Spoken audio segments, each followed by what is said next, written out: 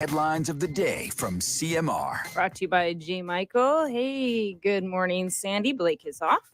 Good morning, Erin. How you doing? Good, yeah. Blake's taking the week off, so it's just going to be us this week. Okay, awesome. Yeah. Good for him. Yeah. All right. So it was a relatively quiet weekend, believe it or not. That's good. It's good news. Yes. Besides traffic. Yes. Yeah. Nothing too exciting, but we've got a couple of things that we wanted to highlight this morning by way of news. So we encourage everyone to please go check out the petition that has been started in memory of our little Wilbur that recently lost his life. It's really a petition for better animal protection laws. So we posted the story today. Please go check it out. There's been an Age Proud campaign that has been launched by the Older Persons Council. So this is really, respecting our elderly and giving them the due respect that they need in our community. So as part of the Council of Older Persons in collaboration with the Cayman Islands government, they've launched this Age Proud Cayman, which is a grassroots public education and awareness campaign. Okay. All right. We also have, we're running out of time. I'm going to tell you why we have to be very strict in time, but Give Me a Story kicked off this weekend in Cayman Brac. We've got guests coming on the show this morning who are going to tell us all about that here shortly. So do check it out. If you've never been to one, trust me, you are missing a real treat. And that's all I got for you, Erin. All right. Yeah. It's the holiday season. It's the holiday season. So I'll see you tomorrow morning. Awesome. Thank you. Have a good one. You too. She's heading over to Bobo's. Bigger, better, bolder. The cold, hard truth is taking talk to the next level. Right here on Bobo 89.1 FM, Cayman's Community Radio. We are still spilling the tea and committed to being part of the change that Cayman so desperately needs. Join Sandy Hill weekdays from 7:30 a.m. for Premier Access, Cayman Voices, Truthful Thursdays, and much more. Cayman's #1 talk show is now bigger, better, bolder, and more than talk. Getting results with hot topics, consumer reports, court exposés, and more. I've come to set the record straight. I've come to shine the light on you. Let me introduce myself. I am the cold, hard truth. Now, from the CMR studio in Grand Cayman, live, direct, it's the cold, hard truth. Now, join the conversation on 345-936-2626. That number again is 345-936-2626.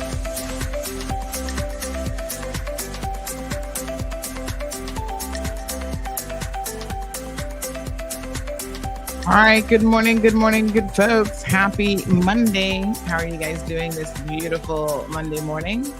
Hope that you guys are well. How is everybody doing? I see we got some people messaging me this morning looking for us on YouTube. So we're using the backup YouTube channel. I'm not even sure what happened to the other one, to be honest. Hold on. Let me just grab the links for everybody. 1 second. There we go. All right. So let me just send this out to everyone this morning. Don't forget, you should probably follow both options. Sometimes something happens. I think somebody sent me a message about, I don't know if it was some copyright situation. I get to the point where I just ignore them. Like, I don't even have the time to be going on and on with any of these, to be honest. YouTube, Facebook, they're all temperamental at times. So I will send the links via WhatsApp to everyone. So I encourage all of you to follow both channels. So we do have two options for YouTube. We've got a community page for Facebook. So if anything happens to the primary one with the live streaming in the morning, we got you there as well. So the key, though, to actually getting the notifications is definitely to follow both pages. Yes. I cannot remember, like I said, I think somebody in our CMR group sent me some YouTube message. I was like, whatever. Oh, it says your content was removed due to violation of our community's guidelines. So they actually have us blocked now for 2 weeks. Good morning. Are you trying to call the show? Hello? Hello? All right. So remember, folks, I'm on air live. Hello? Yes. I'm on air live in the morning, so don't call me unless you want to get on the air. So yes, okay. Mm-hmm. Yes. All right. Okay. Okay, let me see. So I don't know what the violation is supposed to be about, but yeah, these people are ridiculous. Okay. So, yep, let me just send this off to everyone. I see Debbie's asking for the link. Good morning, Debbie. Let me just see who else needs it. I don't know. This content can't be viewed on YouTube. So how do they expect you to say what it is if you can't even view it? These people are so ridiculous. Don't ask me for anything called logic sometimes with some of these policies that they have. They don't even make sense. Okay. What a show on Friday. Yes, honey chow. It was a good show. Lots of honest bombs dropping left, right, and center. Good morning to Wee Wee. Thank you so much.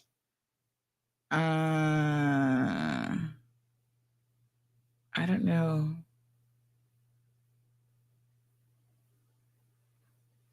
Okay, so listen to what it's looking for. It claims that there's medical misinformation. What show was this? These people are next level crazy. I don't even know what show this would have been. Medical misinformation? I don't think so. All right, we're gonna appeal this. Submit appeal. We're reviewing your appeal. Generally takes 72 hours, blah, blah, blah. All right, we'll appeal that because that does not even make any sense. So yes, Charm, backup YouTube channel, honey chow. I'm just sending out the links to everyone. So remember, we've got 2 YouTube channels for this exact same reason, because they're being temperamental, which I'm pretty sure they've gotten it wrong. I have no idea what they're talking about on Friday's show. We didn't really cover anything medical, so no clue. Morning, Robert. Morning to Tracy. Debbie's in the house. Olivia's here. Good morning, Miss Marjorie. We have 2 Miss Marjories in the house today. Yes, good morning. Yes, the second Miss Marjorie says, let's get the truth. Shall we be trying over here? Siobhan, good morning to you. Miss Hilda, welcome. The other Miss Marjorie says, you have 2 Marjories on your show now? Please refer to me as Marjorie B. I think it hardly matters, but that's fine. We have 2 Darlenes. We got 2, who else? Gabby's. We've got lots of 2s. I think even Barbara's, there might be 1 or 2. So don't worry about it. We've got multiple Debbies. Don't worry about it, Miss Marjorie. You don't normally say a whole lot. So I don't think people are going to be like, ooh, which Marjorie said that? So the other Marjorie says that will not stop us from hearing the truth. You better believe it, honey Chiam. Morning, Strong Wilt. Morning to Tracy. Miss Daisy's in the house. How are you, Daisy? Miss Lucille is here. She says, I must be a good girl today because her pressure's up. This is probably not going to be the show. Take an extra pressure tablet. If your doctor says so. Don't be getting me in trouble with YouTube again. Giving bad medical advice. Take a tablet, honey GL. Take meditate. You know, yoga and meditation actually can help bring down your blood pressure. Sometimes just as much as the tablets. But, you know, we got to take the tablets because we're not very good at practicing any of these alternative options. So I feel you, Miss Lucille. I feel you. Good morning to Miss Alba. Buenos dias. Miss Bonnie joining us from East End. And Miss Dean says, good morning, everyone. Good grief. Took me some time to find you live this morning. Yes, honey child. I was just telling everybody, it looks like something's going on with the YouTube link. So we might be in a bit of YouTube jail, but I've appealed it. Most of the time we win these appeals because they're actually not logical in any way. It's like artificial intelligence trying to determine that you've done something wrong. And the artificial intelligence just gets it wrong. So I see our guests are waiting. We're going to come to them right around 8 o'clock this morning. So before we do that, let me address something that is causing a little bit of a elephant in the room type of situation. So last week, I think it was Thursday's show, we got a message about the Honorable Minister of Tourism and Port that was not flattering. Basically, there was some dispute about where he parked and a parking thing at the Cayman Classic Basketball Championships. And he said, no, he wasn't at fault. So we know that something happened for sure, right? So we know that there was some sort of incident. The ambulance actually had to be utilized, the ambulance that was there. And so someone said that, this was the minister's fault. Like he shouldn't have parked there and he was blocking the ambulance and, he was asked to move and he didn't move. He's saying that that is definitely not true. And in fact, you guys remember that on Thursday's show, he actually had a police officer who was off duty but working the event call in and some others. So it's one of those things where, listen, like I said from Thursday, I wasn't there, so I can't vouch for either position. The young man who said he witnessed it, he said he actually asked the minister to move and wouldn't move. He called into the show. We had on Friday, the organizers of the event also call into the show and say that, listen, it wasn't the minister's fault. He was instructed to park there because someone else is parking in his designated parking spot. And in fact, what really happened was the bus driver who was there, because it was like towards the end of the event, the bus driver who was there to pick up the players parked and then went inside to actually watch the tournament. And so when the ambulance needed to get one of the athletes out, it then encountered some problems and it actually clipped the bus and caused, I guess, some sort of damage to the bus. So listen, we've got two very, very different stories here. On the one hand, the young man and others, supporting his perspective is that the minister shouldn't have parked there. Because of him parking there, that caused an issue. On the other hand, we have the police officer, the minister himself, and the organizer of the event saying, no, it wasn't really his fault. He was told to park there, and it was really the bus driver who should have stayed with his bus. And I guess those are the rules. And that makes complete sense as to why you'd want to stay with your bus in case something like this happens. The minister is very, very upset about it. He called me on Friday and I listened to him for almost 10 minutes, share that, he feels like this is malicious and we're somehow attacking him.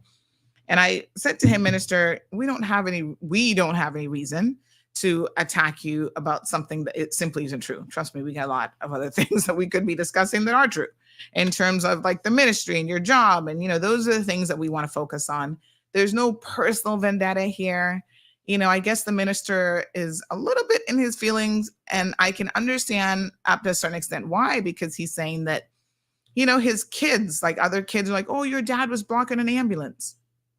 All right, kids, calm down. You got to get the full story. As with anything else here, obviously the organizers have said it wasn't his fault. That wasn't the case. It was really the bus driver at fault.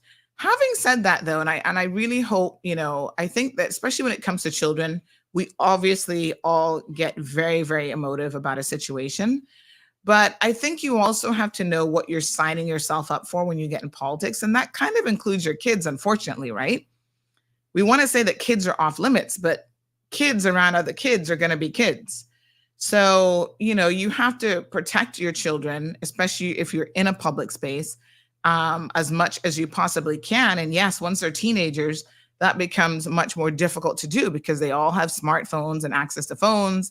And, listen, it'll be this bus situation, this ambulance situation this week. Next week, you might make a decision that's not popular with people with public transport or whatever, tourism. And all of a sudden, everybody's up in arms. And children, although they shouldn't really be getting into adult matters when they're of a particular age, they hear parents talking. They often repeat what they hear their parents saying. And so they might say stuff to your kids. I think that you have really two choices. The first one is you've got to try to arm and protect your children as much as possible. And this is what I do because I'm kind of in this space as well, even with my own daughter. You know, a lot of people recognize who she is and they know who she is, but I try to keep her very insulated from anything. You know, she's not supposed to be listening to this show. I know in the ride in the morning, dad doesn't listen to the show. So she, by extension, doesn't listen to the show. The only thing she hears, I think he listens to 106. She might hear me in the morning. So that's why she kind of says, yes, honey, chow. I mean, they're like little sponges, right? They take it all in. But I mean, I think you need to insulate is the proper word, your children as much as possible from your public persona and your public life. But you know, if we go out, she's like, Mom, like she asks questions too, even at the age of 7. Why is it everywhere we go? Like people know you and they're saying hi. And I said, well, she's like, are you famous? And I'm like, more like infamous, but she doesn't know what that word means. So I'm like, yeah, well, a lot of people do know me because of my job. Like I try to explain it to her in a way that a 7-year-old can understand it, right? And I think the other thing is you also have to, if you're going to be in the space for a minute, you also have to try to put an armor on them where they're going to have thicker skin because people are always going to have something to say about you. You know, I know the minister's mom, Ms. Donna, is often here in the mornings listening to the program. The other day, she responded to something that Johan Moxham said, although I think she misunderstood Johan because he was saying that, you know, the minister, because the minister doesn't come from a particular, I forget what the phrase was that he used. But what he was saying was, oh, because he doesn't come from a privileged class, you know, he gets judged by a different standard. I don't actually think that that's true, but I get the point that Johan is trying to make. But unfortunately, Ms. Donna didn't understand what he was saying. She misunderstood the phrase. I can't remember what the phrase is now that he used exactly. But then she was getting upset about that. Listen, I think we all need to take a step back and we all need to calm down a little bit. You know, we do get in our feelings. I'm sure we want to protect people that we love and we support and that are family, whether it's a lot of times, like I tell y'all, whether they're right or wrong. Once they're in your circle, in your inner circle, in your group, you're here, you're riding with them regardless. So, you know, you gotta learn that if you've got someone who fits that, they're in a public space, they have made that decision to be in the public space. And it doesn't just impact them, it has a ripple effect on everybody. Right. And this is one of the other reasons why you go, oh, you should get involved in politics. No, honey, child. I have a child who's 7 years old. What I do now, unfortunately, puts her already in a public space a little bit, but I would under no circumstances want to do that in terms of the world of politics. So, Minister, I think everybody's hearing this show this morning. We've got over 200 people. The organizers, the police, and the minister have all said he was not in the wrong. Everybody clear? It wasn't his fault. I mean, I would never park anywhere near an ambulance after hearing this story for sure. But I'm sure he's learned a lesson in terms of that as well. Regardless of who tells you to park there, then don't do it because you can see how things can happen and things can pop off. So just out of an abundance of clarity, I want to make sure, you know, like I said, the minister was really upset. He called me on Friday and spoke to me extensively. And I think he felt like I wasn't really, like I wasn't on his side, even on Friday when I was listening to him. And I'll tell you how I respond to these things, right? So a lot of times when someone calls me and they're very emotive, I try to have the opposite reaction. So instead of me getting emotive, because you know where that's going to end up, people are going to be fighting, screaming, crying. I don't know what y'all do when you get too emotive. But, you know, I try to remain calm and just centered and listen. So I listened to what he had to say. And I think he was expecting like a more involved response from me. And so he's like, wait, I don't even know if you understand what I'm saying. We're going to have to agree to disagree. And I'm like, Minister, I hear you, which is what I think you want me. I'm hearing you, but I'm remaining calm because I get where you're coming from an emotional perspective. I'm hearing, like I'm really hearing you. Okay. This is one of those, emotional intelligence moments where I'm just going to listen. I'm not going to interject much. I'm understanding where you're coming from. Fine. There are people on the other end who I can tell you are just as emotive about this. And so I think in these instances, sometimes you just leave it there. The people have decided. Everybody's going to have an opinion about you, whether you like it or not. So good morning to Ms. Dean. Andy is here from La Ceiba. Thank you so much, Andy. Johan is in the house. He's thanking me for the 3.5 dry up brownies. I know how much you enjoyed those brownies last night. Did you eat them all, or did you have any self-control? Did you have one brownie and then save the rest? So folks, I'm going to tell you all about my weekend here in a minute after our guests. But yes, I did do a little something in the kitchen this weekend. I did some brownies. I did some of my world famous bread rolls. And I also did some potato salads. I went to an event and they said, hey, it was a big, oh my God, there was so much food there. I only had one plate of food yesterday because it was a lot. So yes, they threw down some good Thanksgiving food. We've got Cayman Thanksgiving coming up here in a minute as well. So they decided to celebrate it this weekend, and it was a lot of food. And so I did some brownies. Of course, every time I make brownies, who do I think of? Johan, who no doubt should be on a diet and shouldn't be eating brownies. But you guys know he's always making fun of my brownies on here because he secretly loves them. So he loves them so much, Johan, I'm going to let the cat out of the bag. I posted about the brownies saying that, I was kind of messing with Johan a little bit. And I'm going to show you guys these brownies. Oh my God, they're so good. I try not to eat them myself when I make them because they really are deadly. But who showed up at my front door calling me about, do you not see me on the camera? I was like, Johan, I'm actually not home. He's like, where are my brownies? I said, oh, Lord, have mercy. I technically was just going to show them to him. I wasn't intending on feeding him with any brownies. But anyway, he's like, you better get me my brownies, girl. So I made sure I stole a few brownies back and took them and delivered them to Johan last night. So I'm sure he enjoyed his brownies, probably knowing him, with some Haagen-Dazs ice cream to boot. So yes, the brownies are lit. All right. So speaking of, I made the potato salad with the the one that you guys like with the beets in it. So all of these things, part of our food culture, of course, probably not brownies, but you know what I mean. We love a good dessert here and there. So we're going to talk a little bit this morning, speaking of Cayman culture, with the good folks over at the NCF. Hold on now, Mel. CNCF. I don't know where I was putting the N first. CNCF. And, they put on a lot of amazing events throughout the year around Cayman culture. Speaking of which, after they're gone, remind me to tell y'all what I did this weekend for some visitors to our island. I played tour guide. So I'm going to tell you guys all about that. But let's go ahead and bring in Miss Melanie Macfield. Good morning, Mel. Good morning. How are you? The C goes in front of the N. Yeah. CNCF.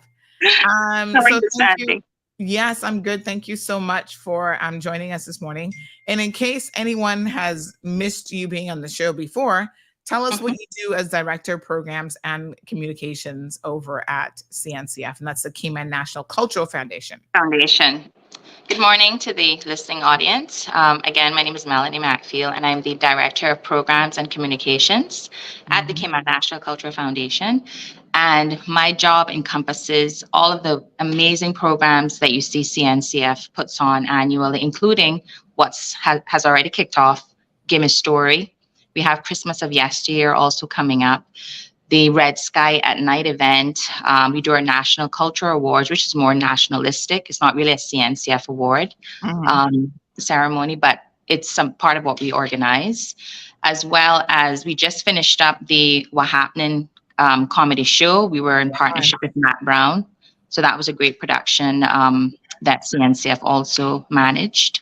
So yeah, we do a lot of, and also after school workshops, we do a lot of workshops involving the youth. We just completed one with Rita Estevanovich, who's here for Give Me Story. So yeah, lots of good things going on at CNCF. And All Rita right. should also be on the Yes, show as well. I'm bringing her in right now. Okay, Yeah. perfect. Yeah. So, good morning to the beautiful Rita. How are you? Morning, Sunday morning, everybody. Hi, Mel. We've been talking, Hi, but I Rita. didn't say morning Yes. to you. You know. So good to see you. So tell us a little bit, Rita. You're here for the event. You came down just for this event for Give Me a Story? Yes, to do Give Me a Story, but also to put on the monologue workshops. And we have another event that Mel will speak about coming up after Give Me a Story, which is also preserving our cultural heritage. Oh, fantastic. And I love the hat. Thank you. Representing. So, of course, Rita now lives full time in the UK. But I love, Mel, that you're bringing, you brought her and King back from the UK, at least I think the last 2 years now, to be part of this amazing production. So, we've got Caymanian talent that has spread out, and I guess it's all over the world now. So sometimes we've got to call on those good folks to come back home to showcase their amazing skills and their amazing talent. So tell us a little bit about Give Me a Story. I know it kicked off this past weekend in Cayman Brac. Does it normally kick off in the Brac, or is that a little bit different this year? Well, we did that last year. Okay. The structure is usually, and Rita can back me on this or correct me. I think it usually starts out in Little and Cayman Brac, or it ends there, depending on the structure of the programs for that year. But for the last 2 years, we've started in Cayman Brac. Yes. All right. So, so folks, just remember now, this is an amazing annual event that allows you, and I mean, this time of year, it's so perfect because the weather is like great, right? It's fantastic. Yes. So it allows you to learn a bit more about the Cayman history, culture, heritage through the art of storytelling. So Rita, tell us a little bit about what, Give Me a Story means to you. Oh my goodness, Sandy, we not got enough time for that. We really don't. And as a matter of fact, we're in schools all through the week as well. And I will be visiting Sir John A. Cumber Primary School in about 15 minutes. So I've tried to keep it brief. Not my strong suit. Give Me a Story. I came through the Cultural Foundation programs. So Young at Arts, near and dear to my heart. Youth programming allowed us to interact with others in the community who were involved in the arts and in cultural heritage preservation. So once we reached, I guess, a certain age, if you will, we started to participate in the big people activities. You even see people now like Jevi Ebanks and many others who, graced the Give Me a Story stage at a young age, right? So it's almost like a rite of passage. And it allowed us not only to interact with our local people who were telling stories about their childhoods, but it also gave us an opportunity, as it is an international storytelling festival, to meet greats from the region and all over the world. And I remember so many times sitting with our international storytellers and our local ones and just realizing, the wealth of knowledge and that we have that we don't tap into unless we have some sort of a program like this. And the similarities we have across the region, but also the differences that make us unique. It is just a wonderful, family-friendly, educational program. It reminds us of who we are. You want to talk about identity, come to this festival, see a little bit of who we are, learn from the local tellers. We have such a range of local tellers who are also from other places in the world also, and you can hear their stories that they're bringing, lots of fables, great life lessons will be learned listening to these stories, and we'll take you back in time, make you laugh, make you cry. This event means so much to me, and I really feel grateful that the foundation has brought me and also King down from the UK. It keeps us in touch with our community. Also, and I'm just going to leave you on this because, as I said, brevity is not my strong suit. But reading the news abroad, listening to the news abroad, and seeing the changes happening in Cayman, whether it's, the crime on the rise or the development, etc.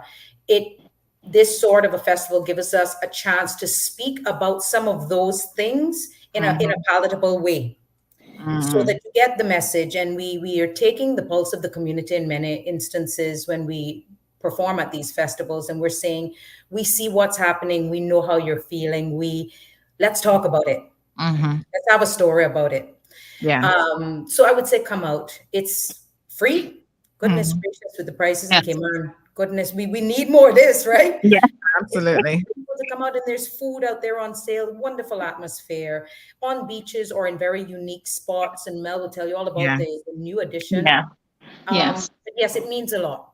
Long story short, it means a lot. It's near and dear to my heart. Wonderful.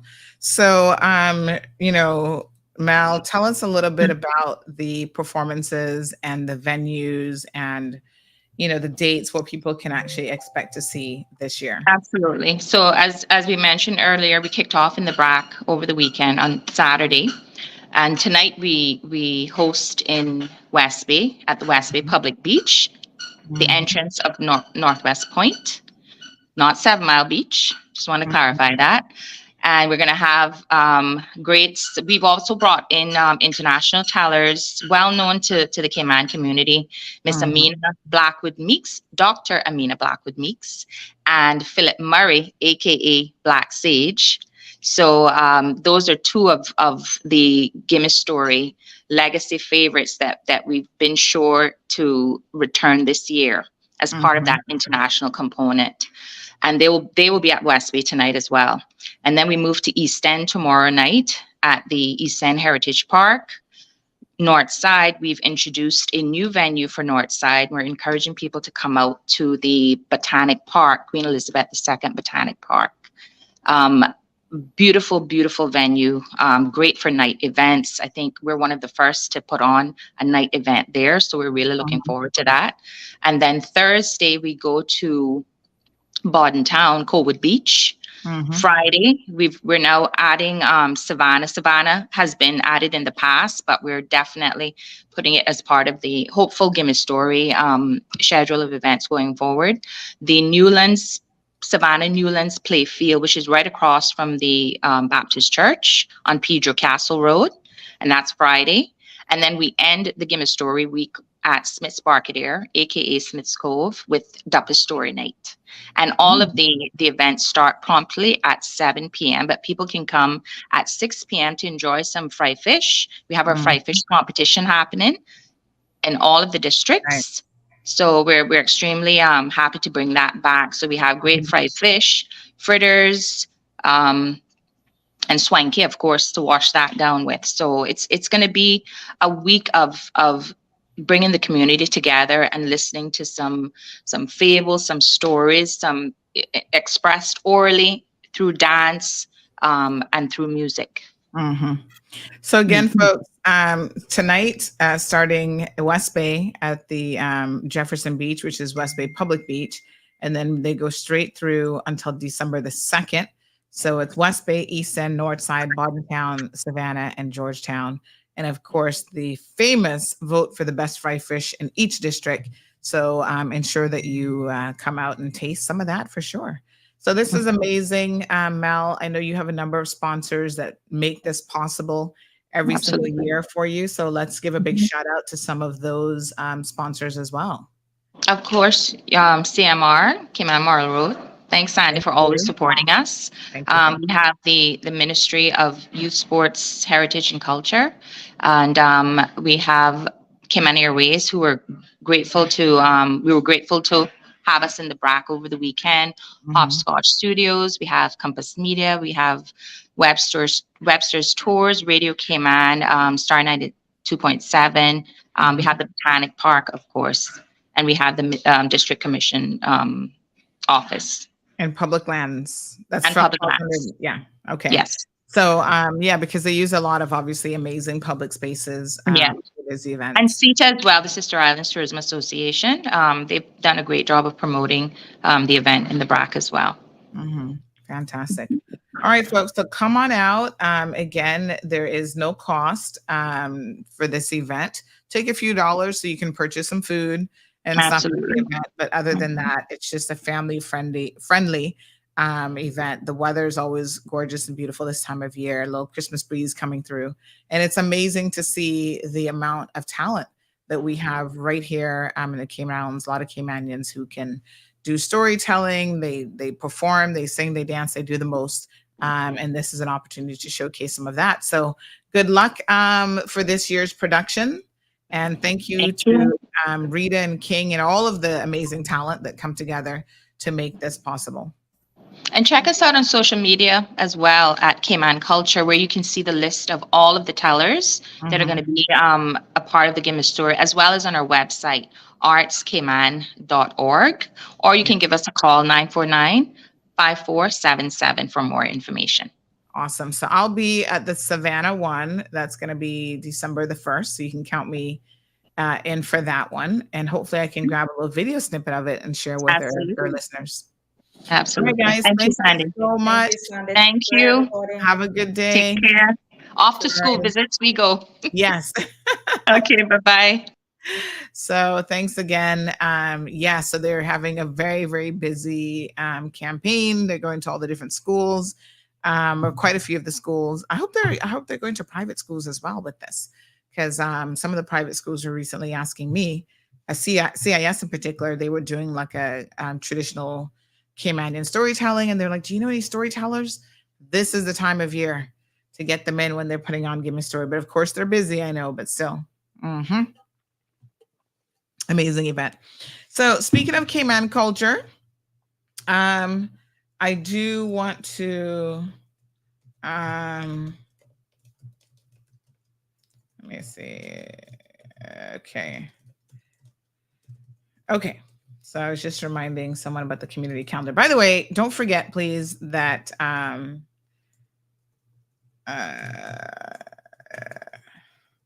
forget, folks, that we have a community calendar. So if you're an NPO and you'd like your events to show up on that, to please, send it to us. You can send it to events@caymanmallroad.com. So this person says they should advertise at hotels as well. Yes, this is a fantastic idea, because a lot of visitors, I'm finding that I'm not sure really why visitors don't seem to know what's going on, and maybe they're living or staying in a little bit of a bubble when they come to their facility. But I can tell you one thing, it happened the other day, as we saw with William, right? So here's someone who visited our island. He's like, where's the culture? I didn't see any. Listen, it's not that we don't have any culture. It's that, well, I think he probably wasn't really looking for it. But if you come and stay in a hotel, you're not going to see it. You're not going to experience it. So let me tell y'all what I did this weekend.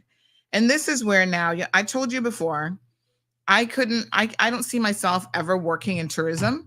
But then I had to chuckle at myself over the weekend, because here I am being a tour guide for the weekend. And, I was like, just go with it. It's not my full-time job, but anyway. So we had some guests who they say that they do share the information with the hotel. It's awesome.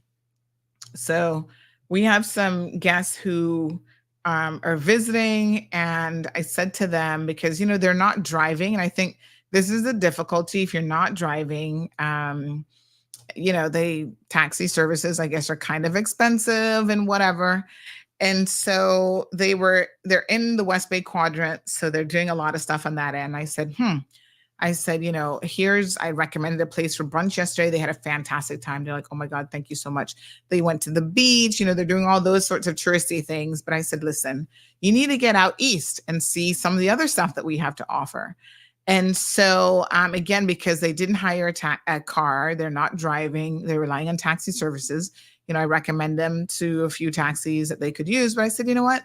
There was a lot going on this weekend. There was a Christmas bazaar. Apparently there was a car show yesterday.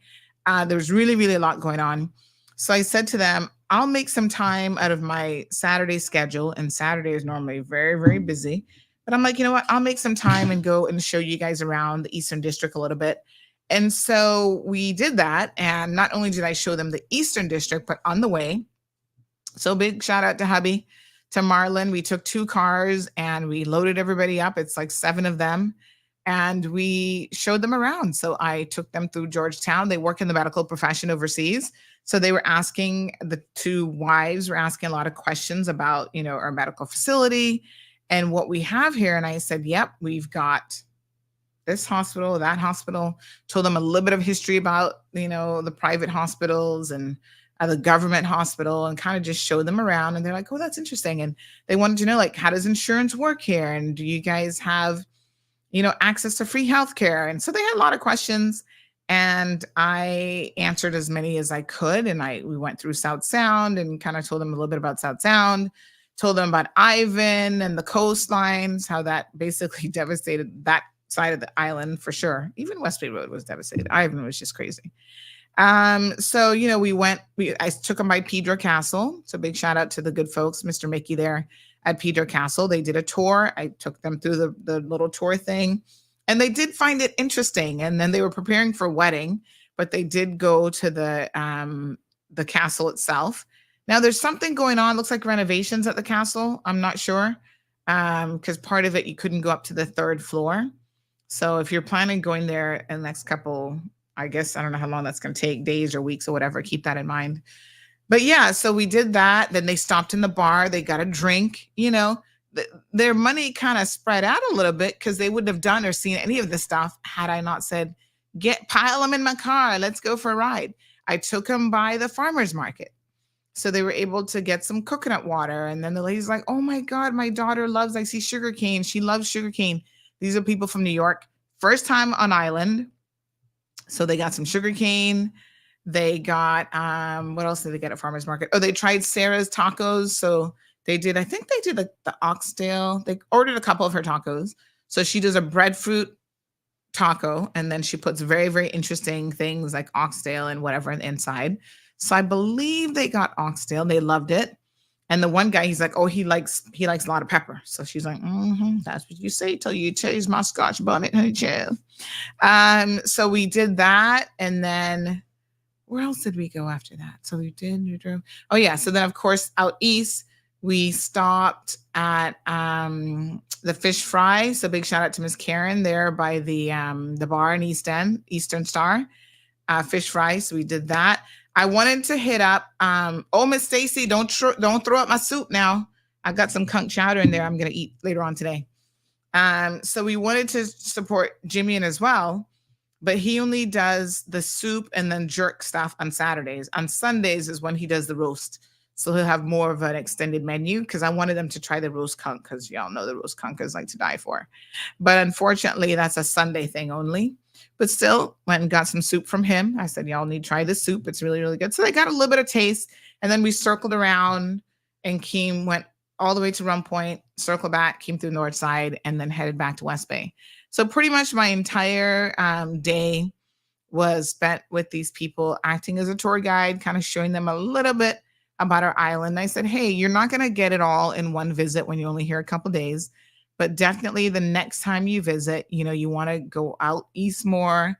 Here's some additional stuff that you can see and do. And they did a boat tour with Troy and his crab, what's it called? Crazy Crab tours. And they also got to see the Christmas lighting at Cayman Bay, which they thought was so cool. The show every night at 7:00. So yeah, so they got to see, quite a bit. And there's way more for them to see and stuff as well. So there you go. Not in tourism, but kind of now related to tourism. So I gotta, yeah.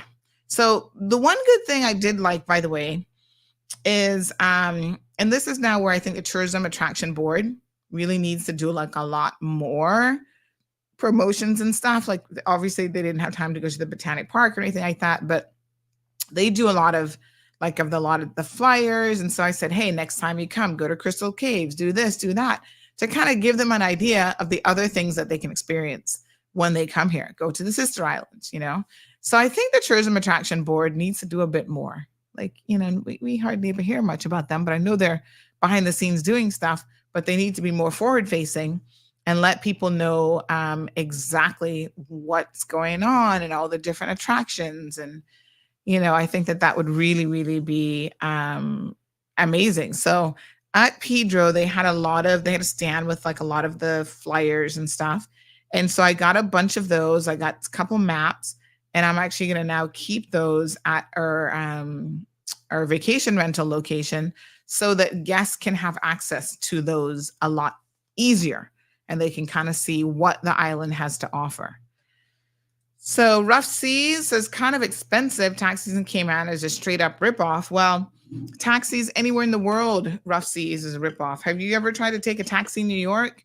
When we were there last year, January, I started to figure out real fast because we were in Times Square. Like literally you go somewhere for 5 minutes and it's like the same of what you'd be paying here. And so I said to myself, ooh, honey child, that's what legs are for. Mm-hmm. I started walking. It was cold.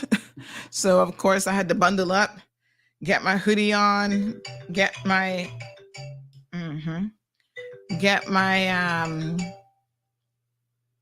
good morning. Good morning, Sandra. Yes, live on the radio. Are you trying to call the radio? Okay. Yes. I'm calling to talk about Christine.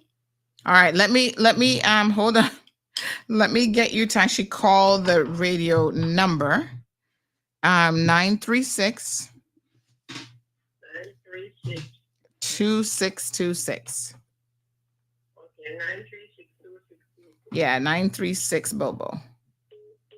Yes, honey child. I don't know who Christine is, but Christine looked like she about to get in trouble this morning. She's calling to talk about Christine. Who's Christine? So yeah, no taxi service is cheap. That's why Uber has taken over the world. Good morning. Good morning. Yes, ma'am. Morning. Yes, I'm calling to talk about Christine Mm-hmm. and how good I was to them, and how Christine turned on and empty my suitcases, thief my food. I even have some razor blade that I drove and said, Christine gone with that too. Lord, but what mercy. hurt more is all when right, Christine hold coming. on. Let's back up. So who is Christine to you? What's the relationship between you? Christine is all right. I rent a space in the apartment from the daughter. The daughter introduced me to her mother later on. The mother tried to put herself between me and the daughter to be my friend. I told Christine openly, I said, Christine, I am a hardworking woman. I do talk to people, but I really don't keep nobody too close to me because it doesn't make sense because there's always a need. And I cannot fill that gap. I am not Jesus. All right. All right. Okay.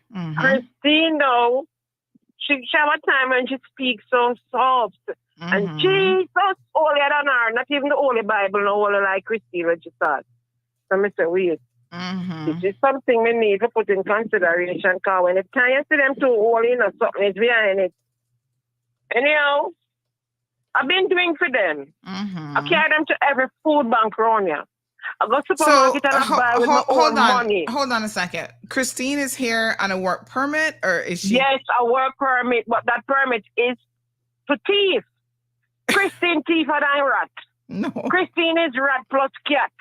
Lord Jesus. So if she's here on a work permit, is she not making enough money to sustain herself? What's going on here?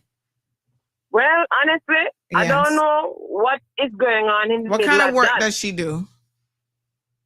She do everything. Well, this is the problem, though. This is the bigger problem, right? Is that people come here and they take jobs that they cannot sustain themselves with, and then they end up having to beg from people, steal from people, prostitute, do all this other gambling. I think Christine just born thief. I think Christine a thief from she got basic school. I believe the first year Christine got basic school, she thief the pit of them. Oh, jeez, and peace. Apple and water. Yes, honestly to God. Christine a thief from... You know, me tell you, Christine a rat plus puss. Christine dangerous one, I not lie to you. But me say dangerous, I swear to God, me not lie. Wow. I swear to my mother life. So you took on Christine, you took her into your place? She was living with you? It's not my place. It's not I lose my little place. I had a little land in Green Acres, buy material and everything, doing my little, but I lost it in foreclosure. Oh, so therefore I'm up on the street. So I rent with the daughter of rent an apartment. Where is that? Green Closures? I don't know where that is. That's Green Cayman? Acres, man. Green Acres in Beach Bay. Oh, okay. I like a park around the name Green Acres. Okay. Mm-hmm. All right. So you renting from someone and then you're trying to help Christine. Yes, I renting from them. Yeah, no, Christine is the lady that I rent. They're in the apartment, and I rent it with them in it. So we share the apartment. Okay. So the thing is, the daughter never tell me the truth that her mother was a puss. She never tell me. She have me inside there, helping them, doing all these things.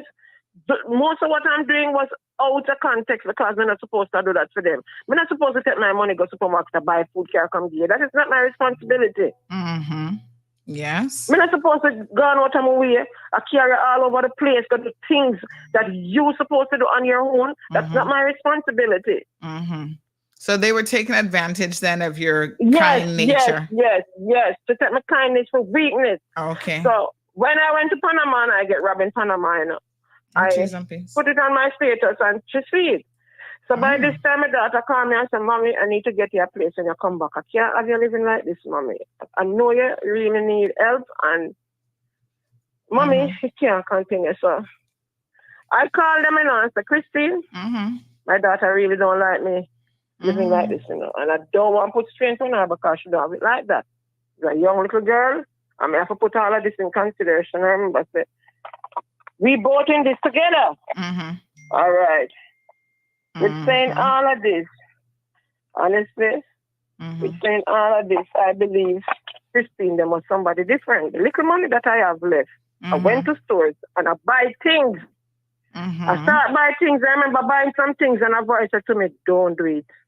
Don't do it. I'm going to put it back down. And I said, then what Christine could I do to me? Why? So I went in another store and I pick up some panties.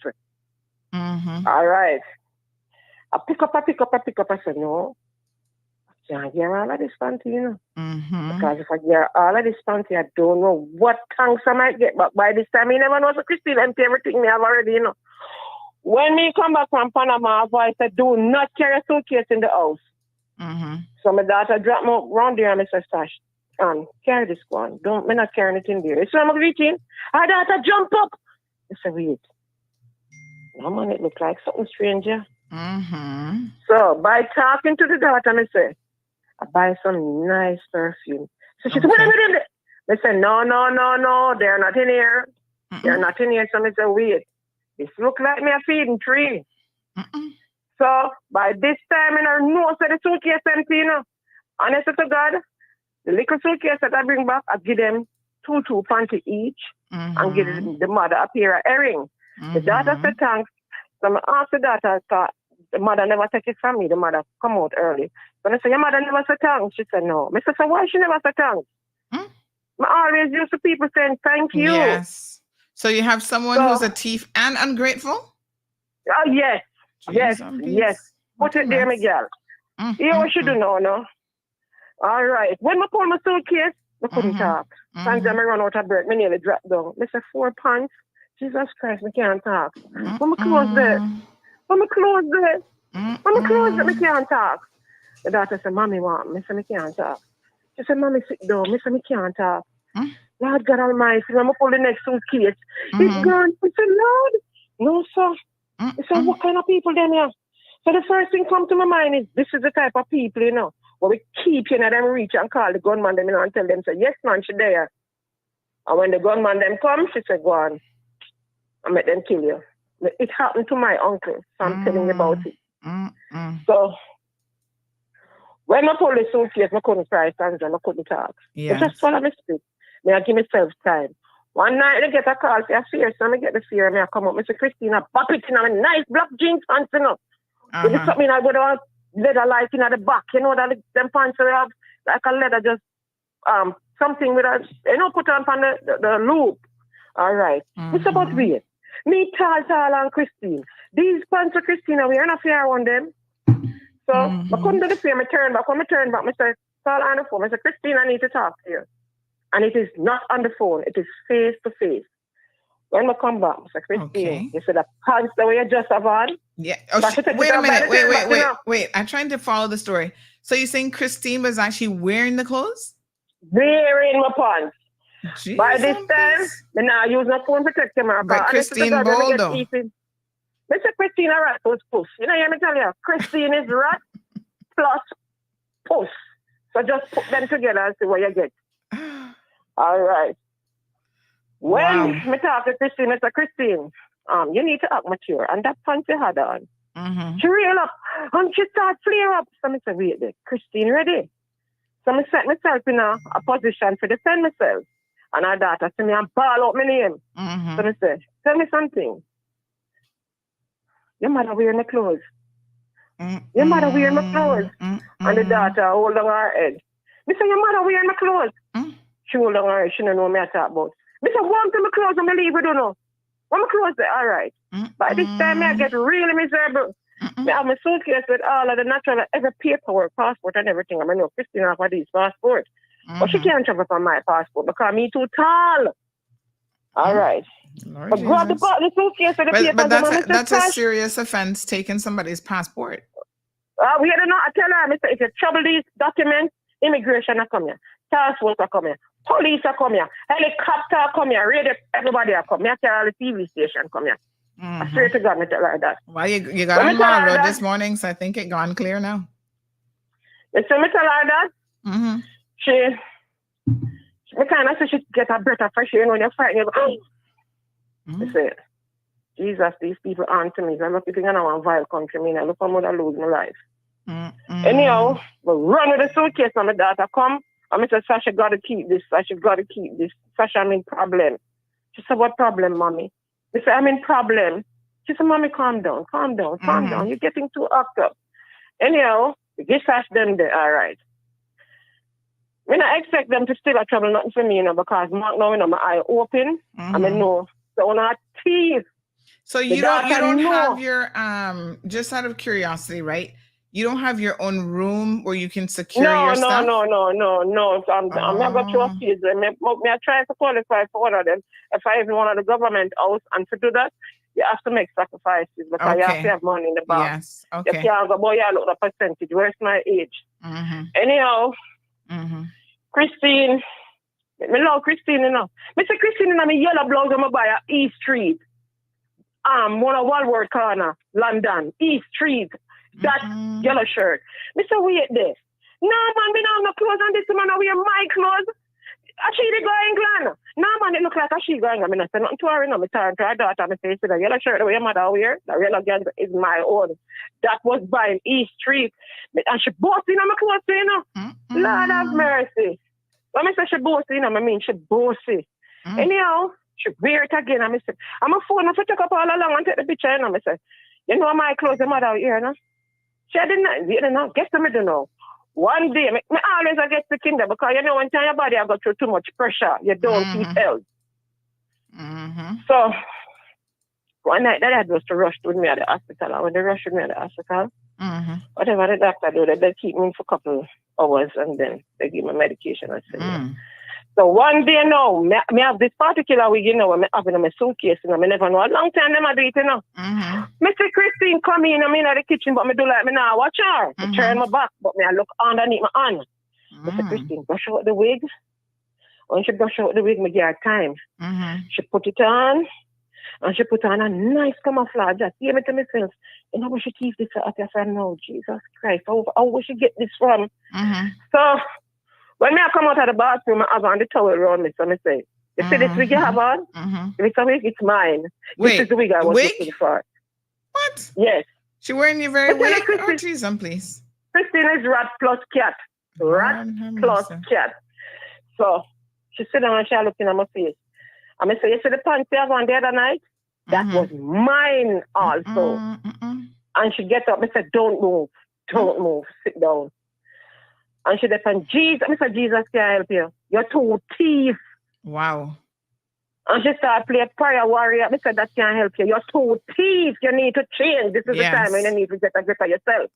Then she said, don't, if you ever if you ever try disrespect me in my clothes, you see, if you ever try licking at your feet, don't try. Don't disrespect me in my clothes. Oh, Jesus. Anyhow, she realized how serious me is. I said, listen, I will take off the towel off of me. I will go down a station naked. I will lick you in your face and match up and go down the station. Don't play with me here. Anyhow, she realized when it's serious, so she dressed back. She said, lucky thing we never invite these people out of Jamaica. When she asked me if I care about Jamaica, the first thing comes to my mind is, why she want more the house? Why she know I know my house at Jamaica day? Why? I know say my sister wouldn't love this enough. But my sister is a partner banker. This woman always have one heap of money account. So I said, I can't do that. But to Osha, Jesus. Yeah, I said, boy, listen, let me tell you something. They be the biggest devils here. Oh, you have to be very careful. I mean, right now we have one who's leading the country and she always calling down on Jesus too. I'm just saying. You got to watch them, child. 15 part 2. Yeah, 15 part 2. So Mr. Sandra, I'm not telling a lie. So, you know, I could not lie and behave, sir. You know that. Me could have never a lie. Me can't look in your face and tell you, I tell you. They say, when me staring at the wig, I tell her, I say, I'm my wig, I should have take out my phone and a video. You see the guilt, the shame, and the disgrace. One time in our face, your daughter, Christine shame. Nobody expected. Nobody expected. No one realized I'm outspoken. No one realized I'm going to go dead and tell them the truth. So after I'm done talk, just kill me. Them never know me that serious. They say, you know my things? Only take out my pant to them. Christine take out my daughter buy a romper for dream weekend while she in a university. And Christine take the romper, plus my daughter like a short, my daughter like a pant to them, my daughter like, oh, Jesus Christ. Mr. Christine, a rat plus puss. Always remember, rat plus puss. Oh my gosh. I said, no, sir, that woman is serious, Steve. This is serious, Steve. This is not something for me to play with. So my daughter come and she said, Mommy, it's a Sash. I can't keep my head around these people. This is very serious, Sash. In all my years of traveling, Sash, all of my years, I travel from teenager. Sash, I've never buck up anybody like Christine. You know, people got store got tea, but they don't do house. They do not do house. Mr. Sash, this woman is dangerous. I wonder how much time she's spitting her food when we have inside here. Sash, I wonder how much time she do these things. Sash, this woman is envious something. Is either she envy me fighting life, do you me fight it? Because Christina like a big man, you know, you have to be in your 20s and 30s, you know, she like it hard and stiff. She don't like it weak in the middle. Lord Jesus. Woo! We can't take it this morning. How old is Christine, by the way? What kind of age woman are we talking about here? What kind of age? The calendar turn upside down. Christine about 56, 57, but Christine have the age. In her 50s, and she like young man? Yeah. Yes. How are you, man? Wow. What a heat. That's where it's Christina at. like nobody. No. But weak in the middle. Oh, God. All of them are hellfire. So, that's because she's looking for somebody to work for her. The older man might rather be a little bit, you know, wiser than that. Man, she like when down there PNR. She not like love and courage. She like pain. And she don't want when she dead, she can't carry a reek up on her grave. She want when she dead, they give her to the government and then throw her in her hole. Because there's no way a human being can live like this and don't expect the word. Mercy. No, there's no way. So to everybody wants to know who is Christine. Do you have a picture of this woman named Christine? My girl, me not ram to post her up.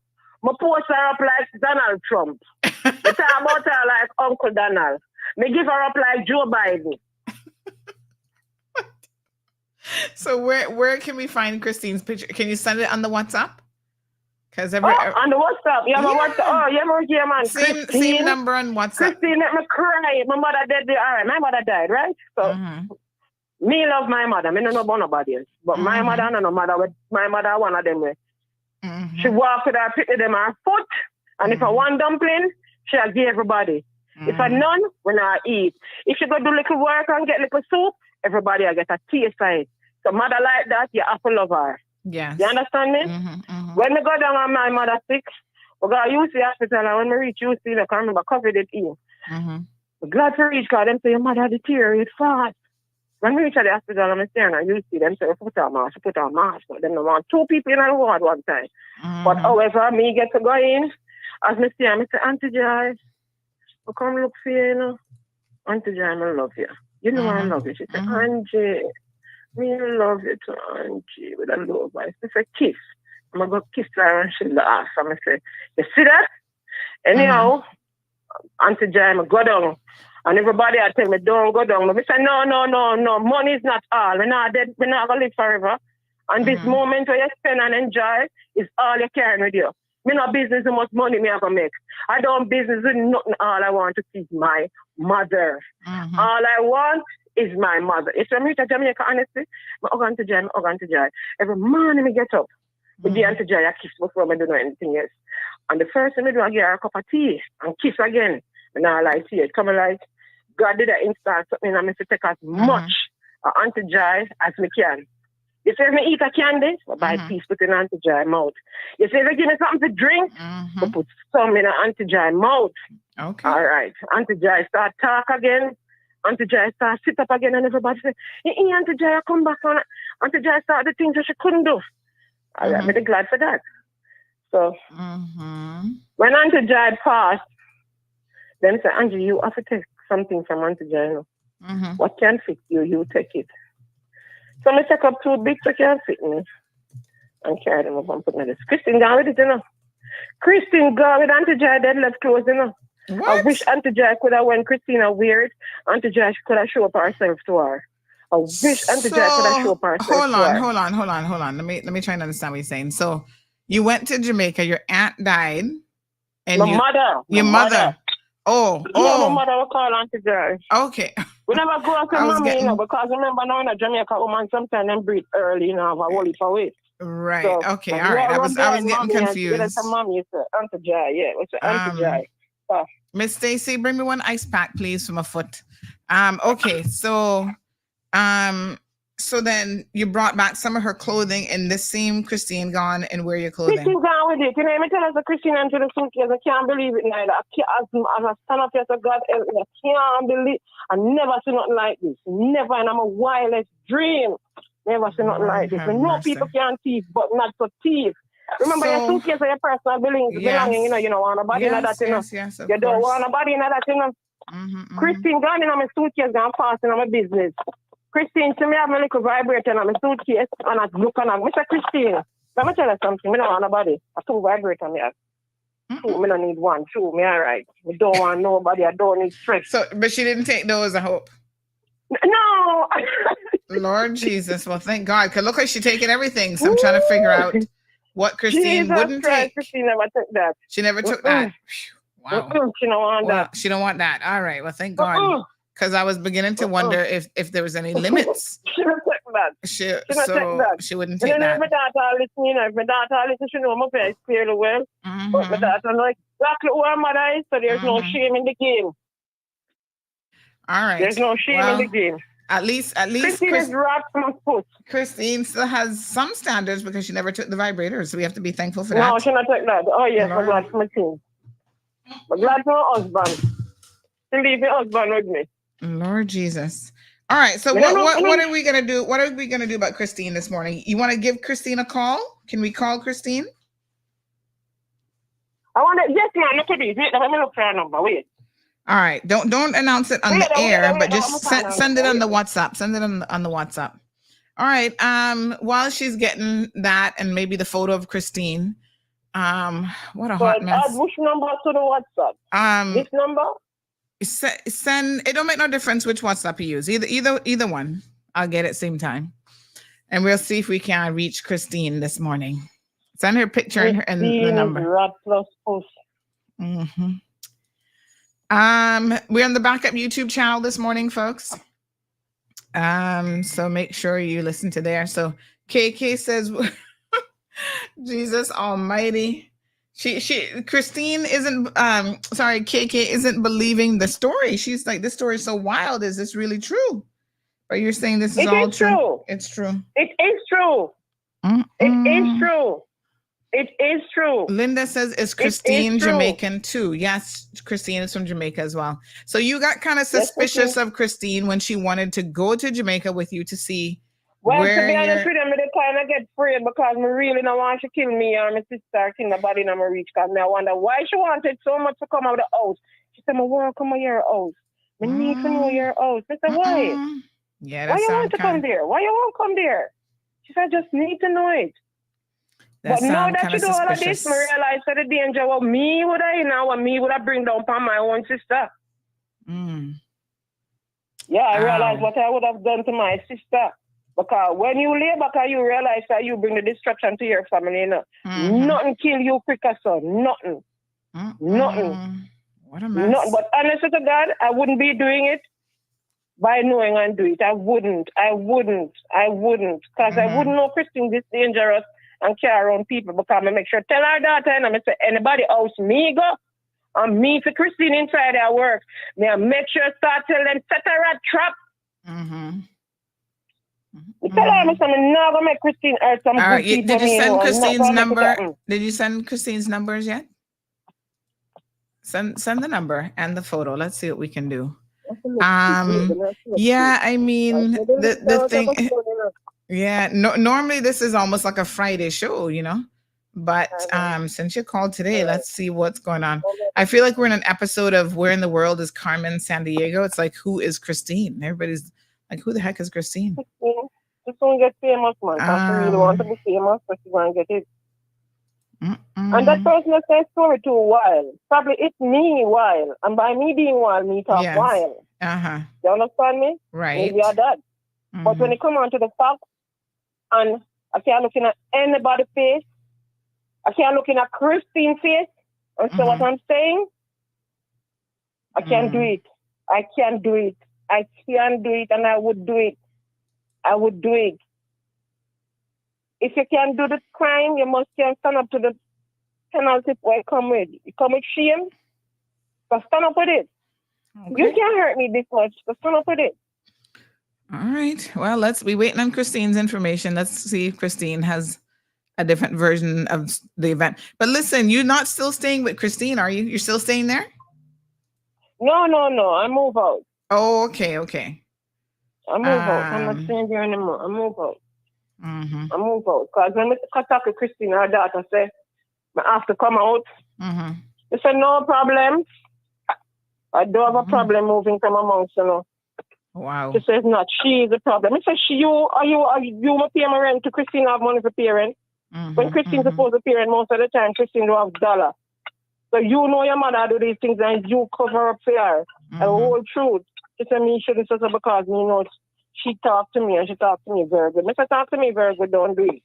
What do it is you, make your mother know so this can't continue because the shame will come down from me. Then I text her daughter and tell her, say, Christine was my mother, me wouldn't walk with my head up. I would never walk a hole up my head. Never seen it from me, barn. I've never seen anybody. Remember me living in the house today, and I said, if you empty my suitcase, and I go to say it's empty, you know. If you take all of these food and me buy it, but buy food to send to Jamaica, go to the sister, and I will Mr. Food, me have food, but plus when I get from the food bank, you know, have a lot. You know, so then take everything. The little that our daughter gave me back, the few things that our daughter gave me back wasn't even a fraction of what they took from me. It wasn't.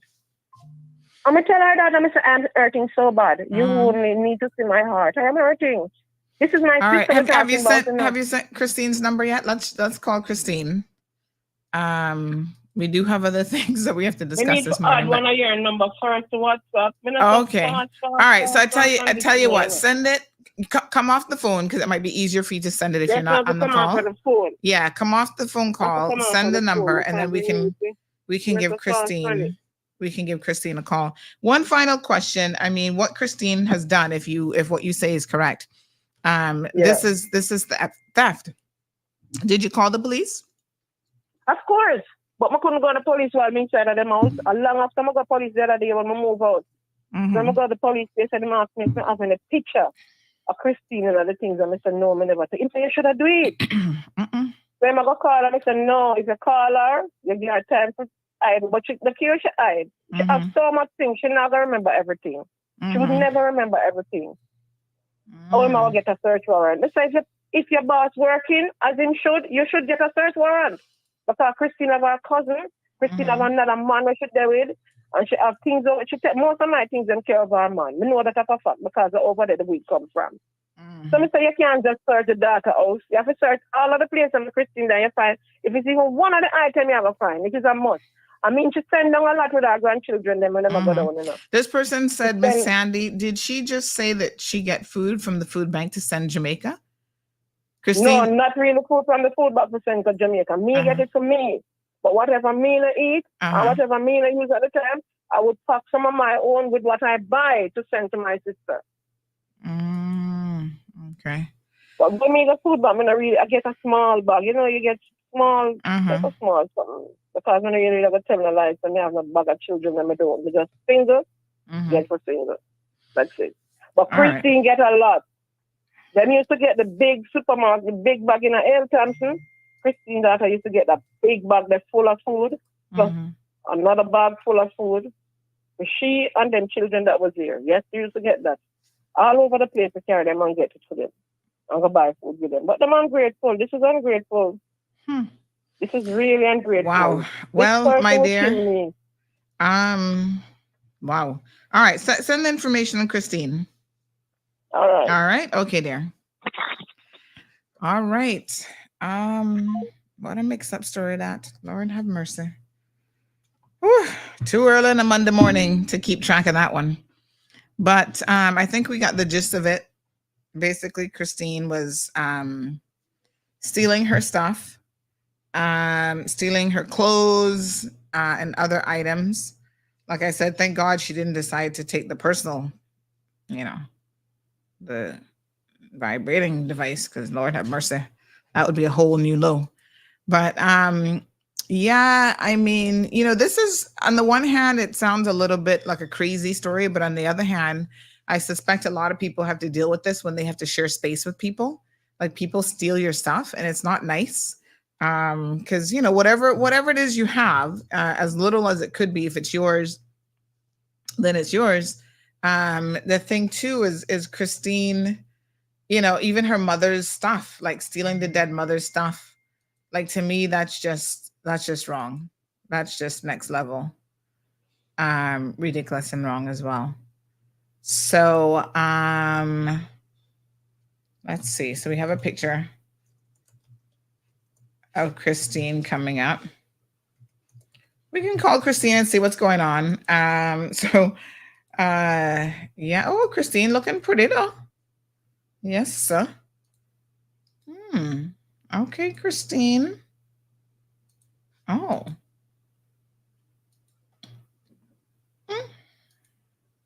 Wow, Christine, you're looking nice, girl. So we need to find out why Christine has sticky fingers. She says she's puss plus cat. No, puss plus rat. Which one is it? I don't know, but that sounds like a bad combination. Let's give Christine a call this morning. I'm curious to know where Christine even works. Let's see.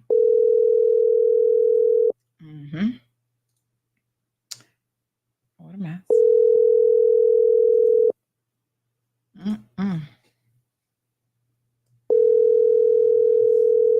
Wigs. What if this is a wig Christine's wearing? Christine, you there? Oh, the Cayman looking for Christine this morning. Everybody's like, which Christine is this? Nikki says, boasted and broke vibes. Kiss my teeth. Benji says, get the apple cider vinegar ready with a little hint of something stronger. Will said, leave the story alone.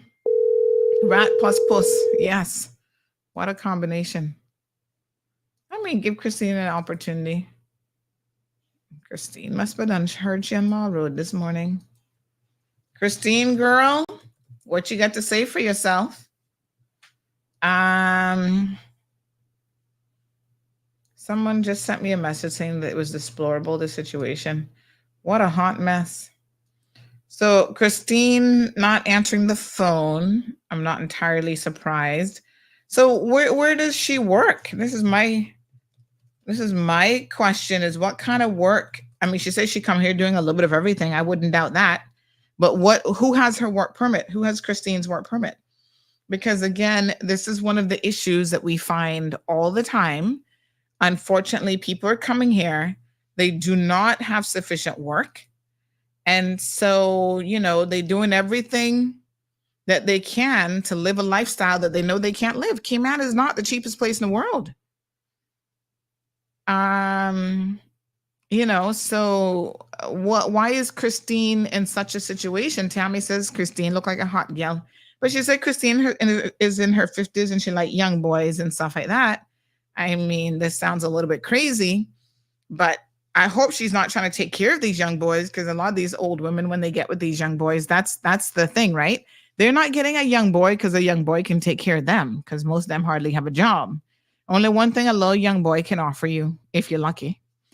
So, she said that she thinks that's what Christine is into, what's going on between the sheets. And then the trade-off is normally these young boys want to be kept. What do you call them? Kept boys? So they want you to take care of them, right? So you must give them things and money and living this high life. And if you don't have it, I think that some people start to get themselves in trouble, because then they, get the sticky finger syndrome.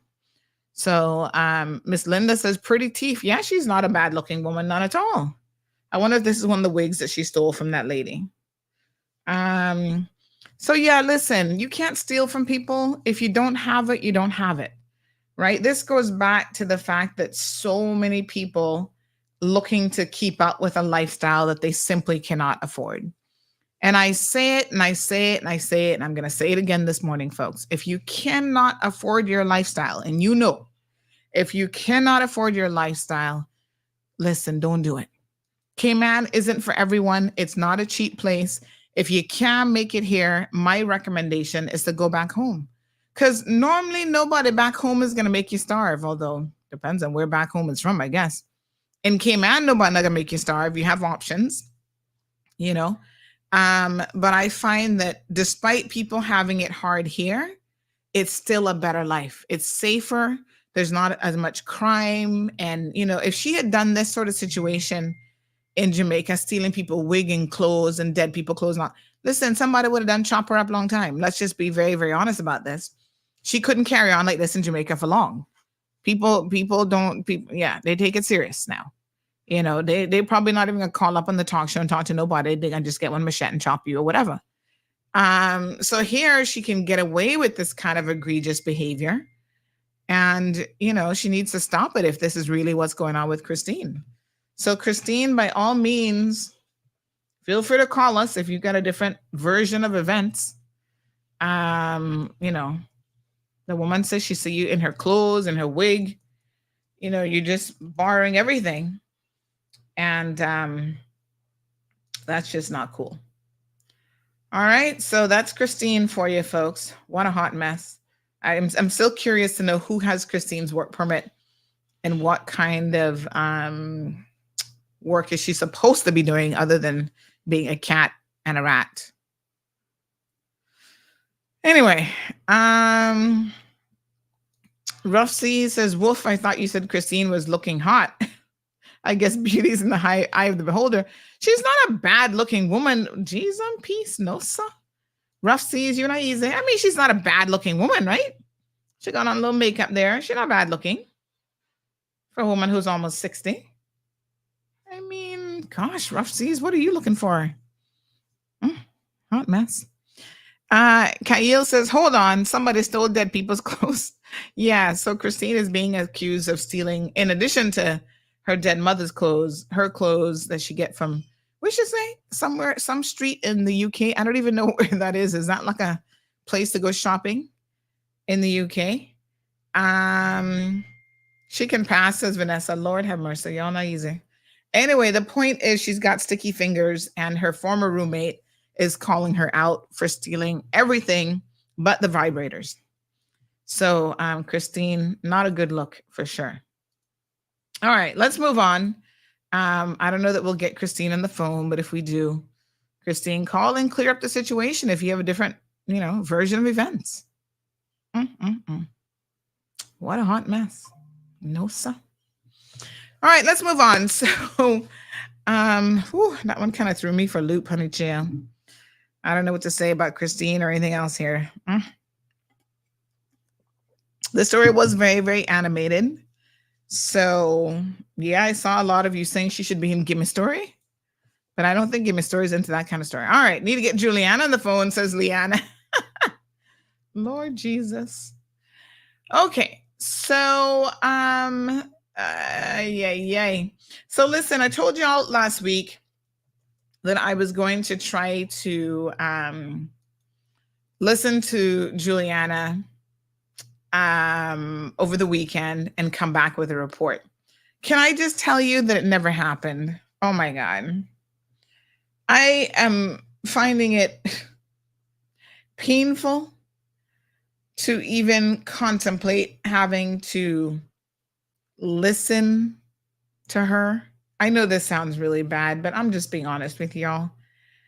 So what I was thinking we could do is if we can find the video, I'm trying to find it.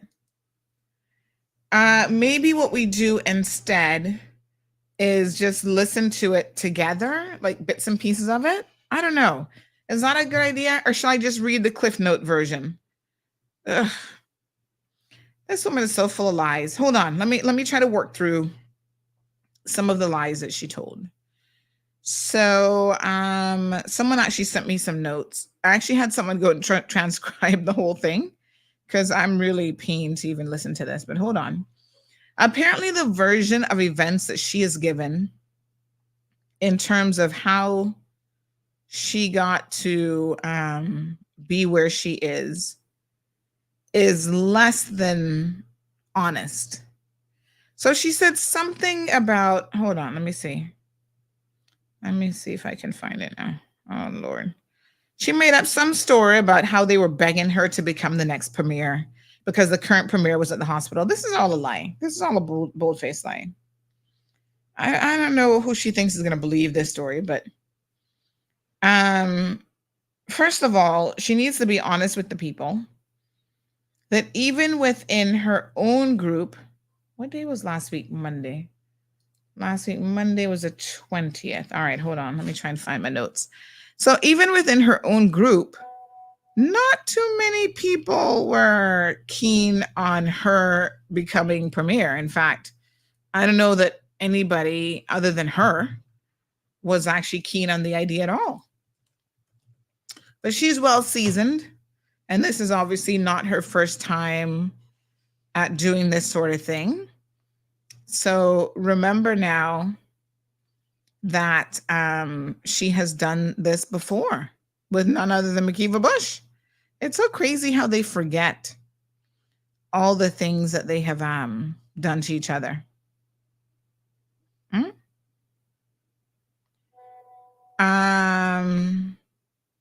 Okay. Oh, yes. Oh, Lord. I got this one note. Hold on. Oh. Yes. Hello. Good morning. Good morning. Hi, Christine. I got a call. Good morning. Yeah, let me call you. Yes. Yes, let me call you through WhatsApp on the computer. Just 1 second for me, Chris. Okay, there. Thank you very much. You're welcome. You. All right, Christine is here. Hold on.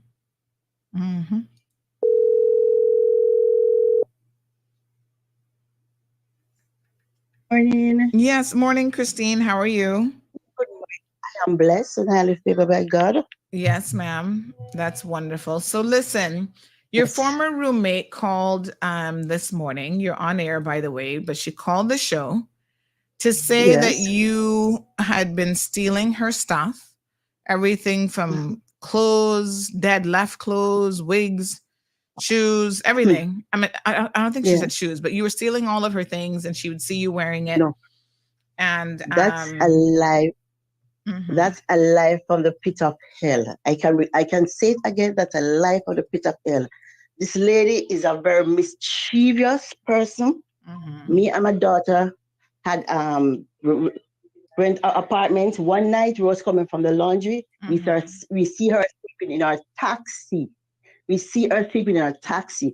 was then living with another guy, and the guy kicked her out. She was sleeping in her taxi. And she asked me and my daughter to put her up for a few months. But we said, oh my God, a lady sleeping in the taxi where she bathed, whatever. So we accommodate her in the house or whatever. But I find out she's a very respectful person. She talks things very loud. You know, everything that is, and everything that is bad. I want to say everything that is bad. But what she was saying to me that I told her are stuff that's a lie. Pauline is very mixed up. And I am not those type of person. Everywhere she goes, it's so she stay. Right? I knew her from up here. Up here, I know her when I see her sleeping in the van. Right? And we took her in. Even the last a few months, no, not 2 months, 2 weeks ago, she took sick here. She even caught me in the house and said, you must sick and me must have to carry God. I rebound it back. I said back to the sender, the blood of Jesus is against you. And 2 weeks after, me have to take her to the hospital. Right? So she says that you like to call down on the Lord, but that you're a puss and a rat. That's my defender.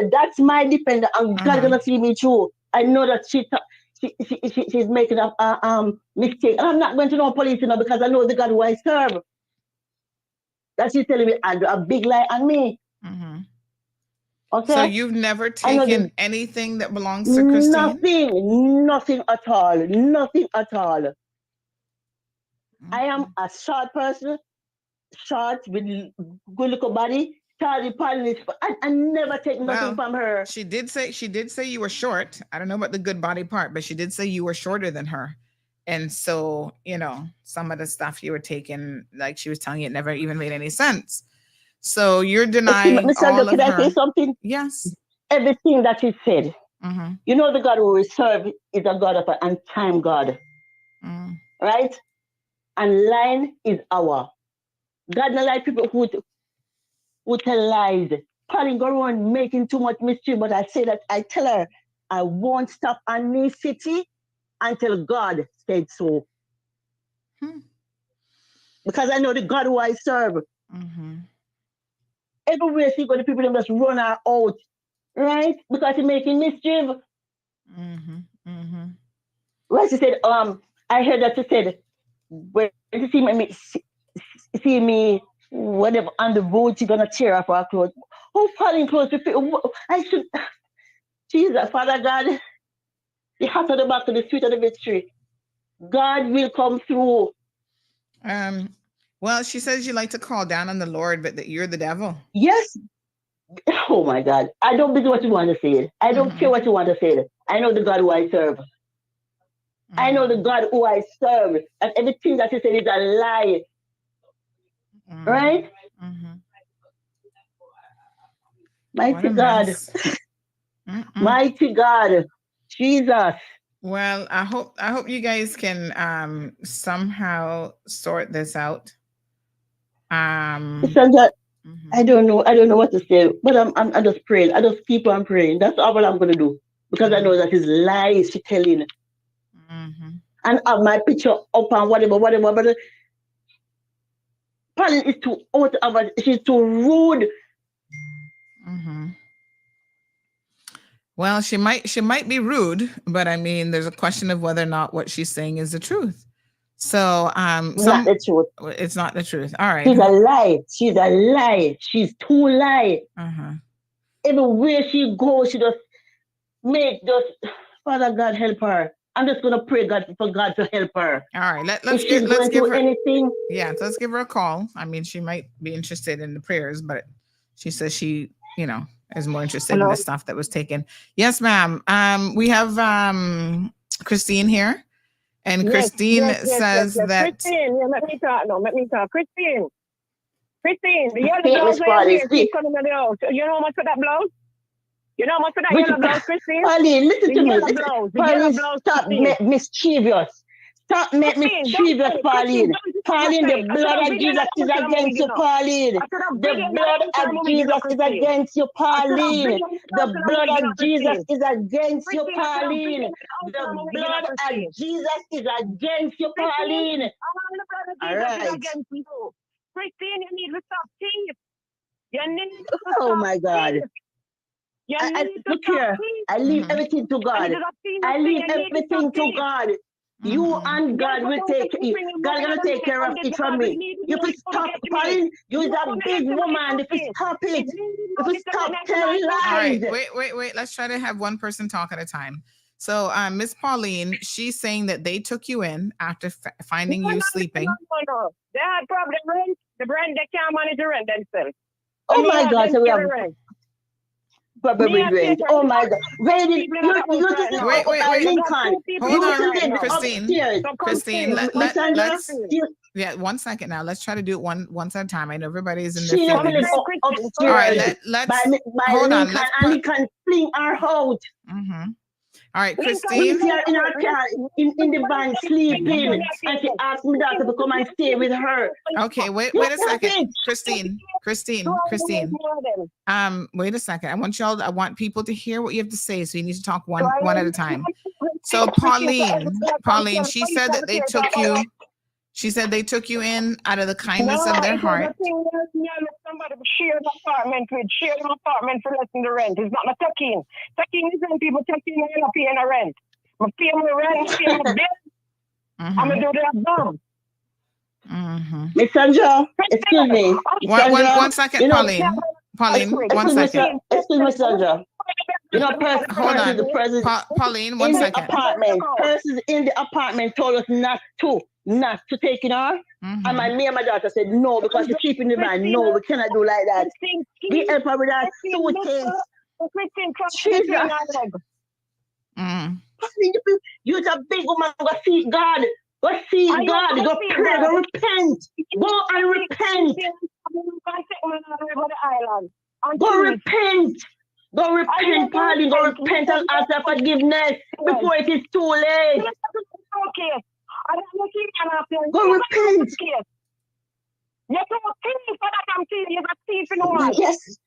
Yes, anything you want to say. I know my conscience is free and I'm free indeed. I'm just keep on smiling because my conscience is free. Okay. So you never. Okay. Pauline, 1 second. So Christine, you never went in her suitcase and took out any of her clothes. Never. And she never saw you wearing her clothes and wearing her mother's clothes. Her dead mother's clothes. Okay.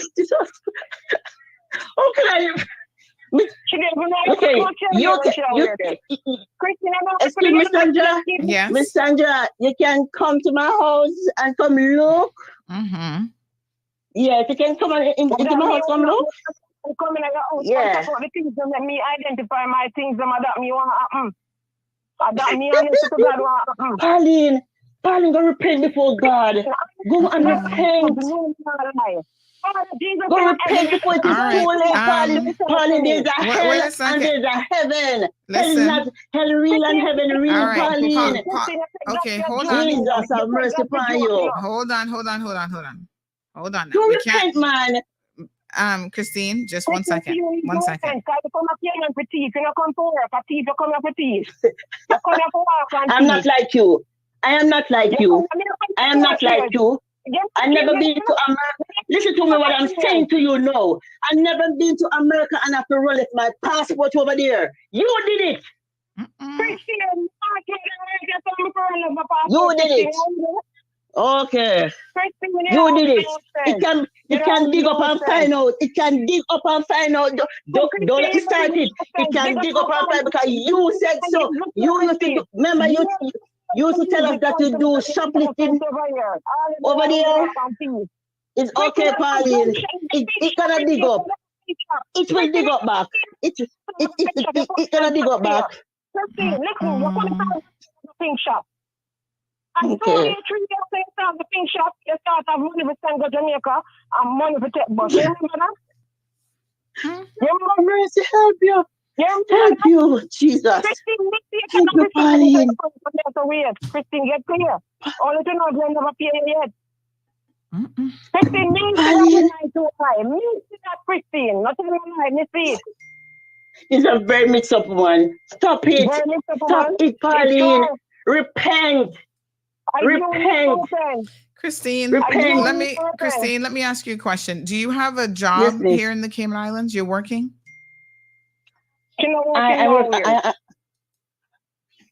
I'm a janitorial. I'm a janitorial permit, miss. The permit for janitorial. She's not doing no janitorial. She's all over the place.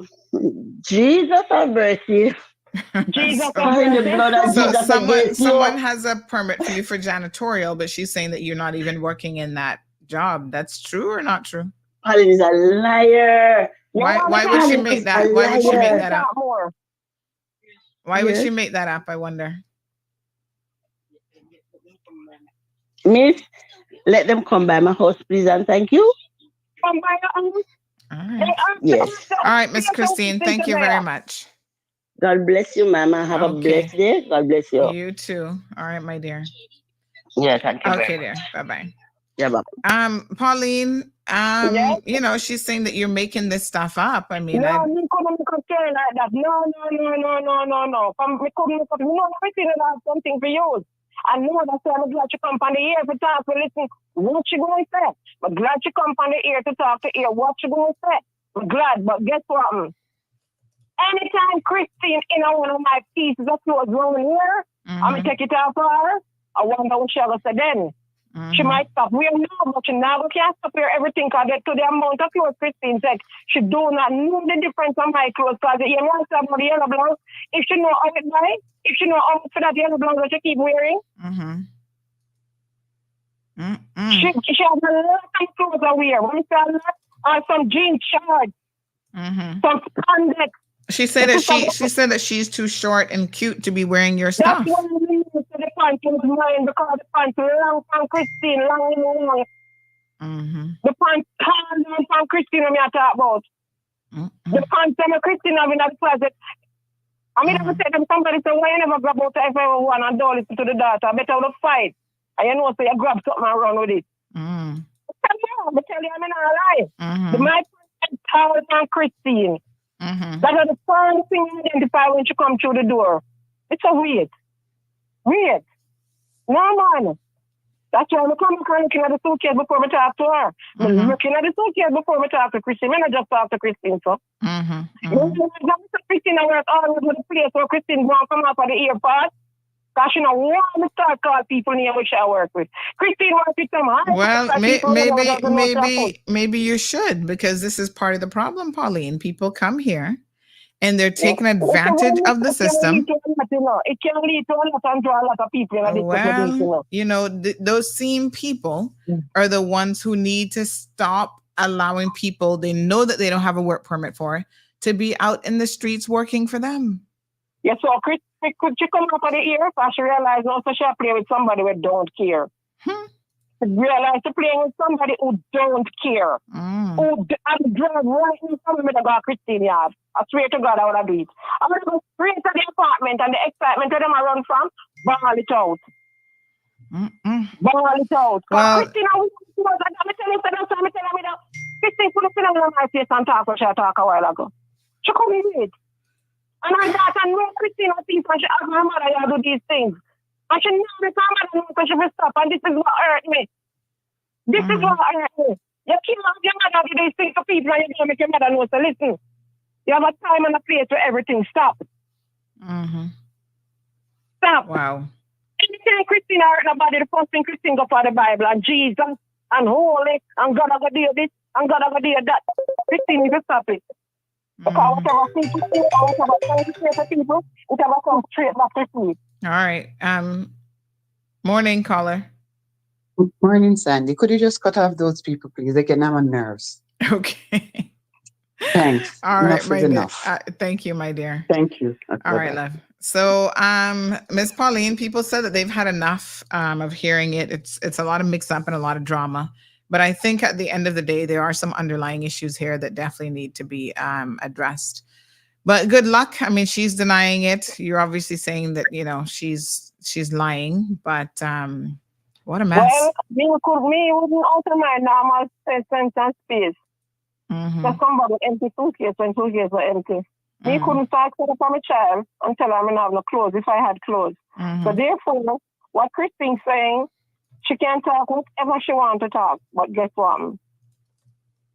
Long run, short catch. Long run, short catch. We're going to go station if you never need help.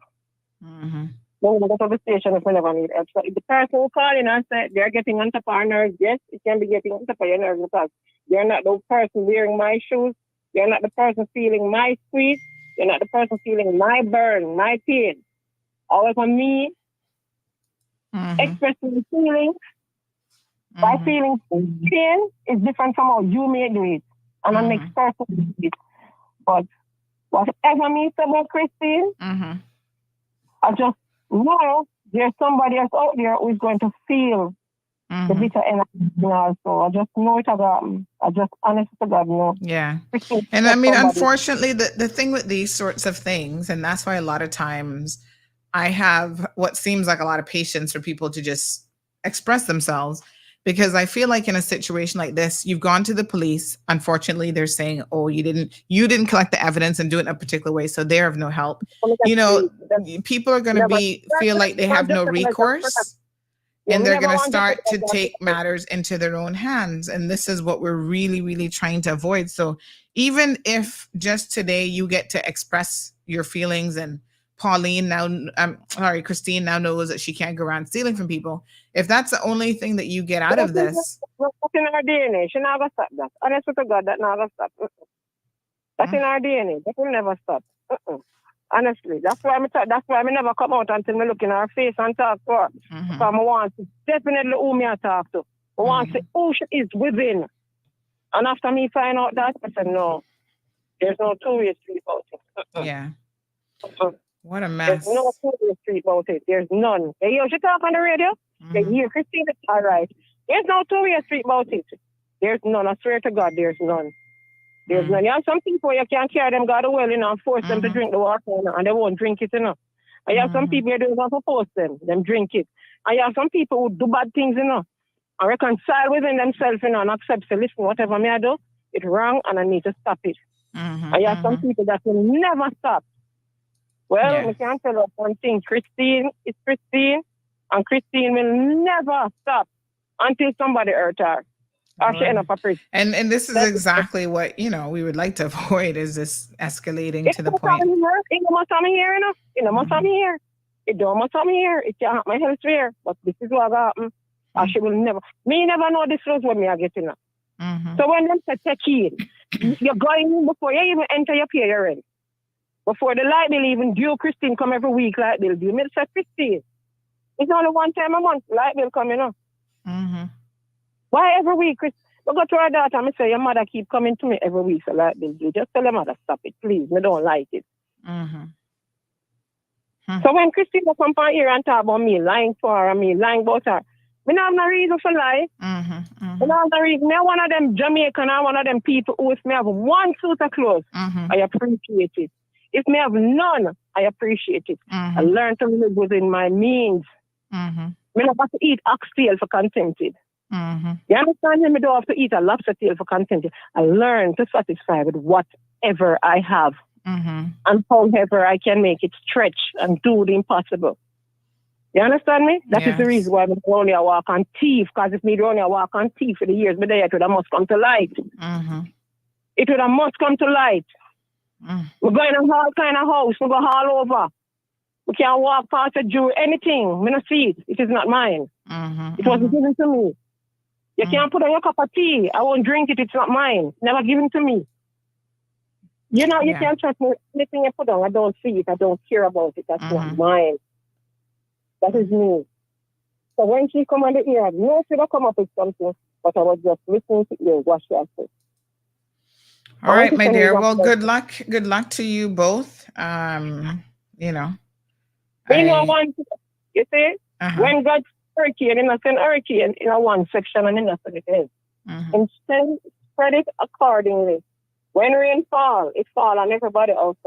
And it's only who has to set a bucket, get some.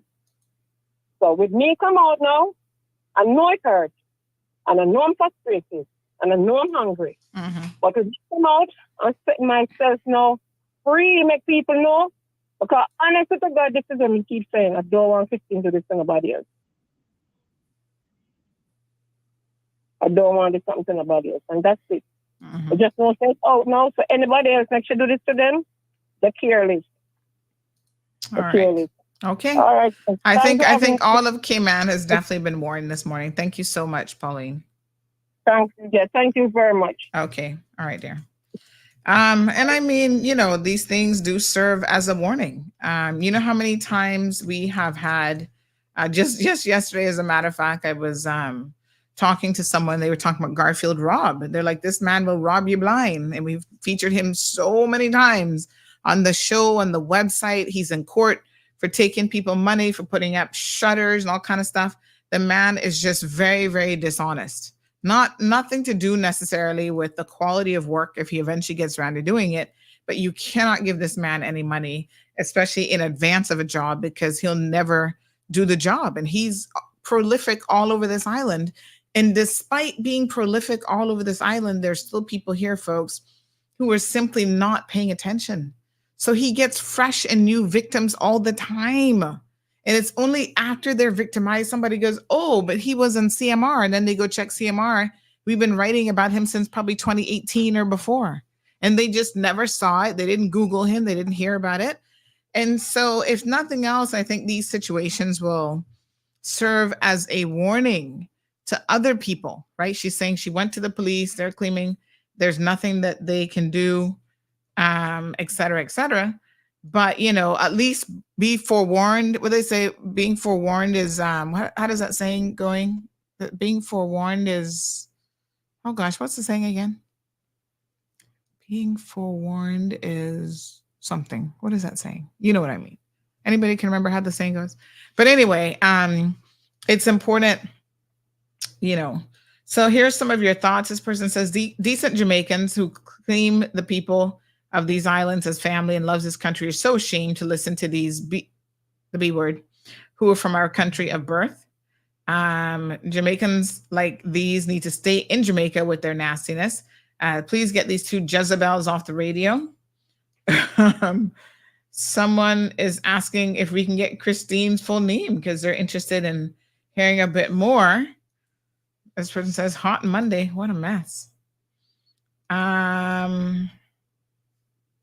And then another person messaging about remember the shipping guy who stole their stuff and they still can't get it? They're still back and forth with the police. Being forewarned is being forearmed. Thank you, Miss Hilda.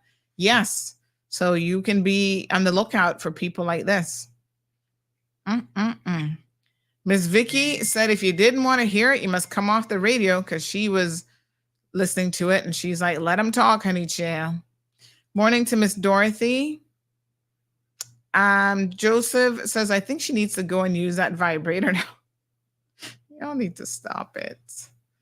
Lord, y'all gonna make me want to have a drink, and I don't even drink. It's a good thing I don't drink. Imagine if I did. My Lord. We need another subject in class today, says Emma. So yes, those of you who said we can't be found on YouTube, please go to the backup page.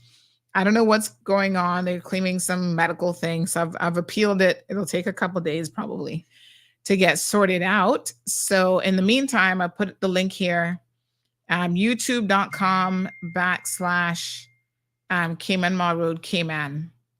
So go and have a look. All right. Being forewarned is being forearmed. Yes. So that's all I can tell you, honey chia. Protect yourself, because there are a lot of people out there who will do these types of things. There are a lot of scammers and stuff, and people stealing from people all the time. And my God, I hope that y'all recognize the dangers in that.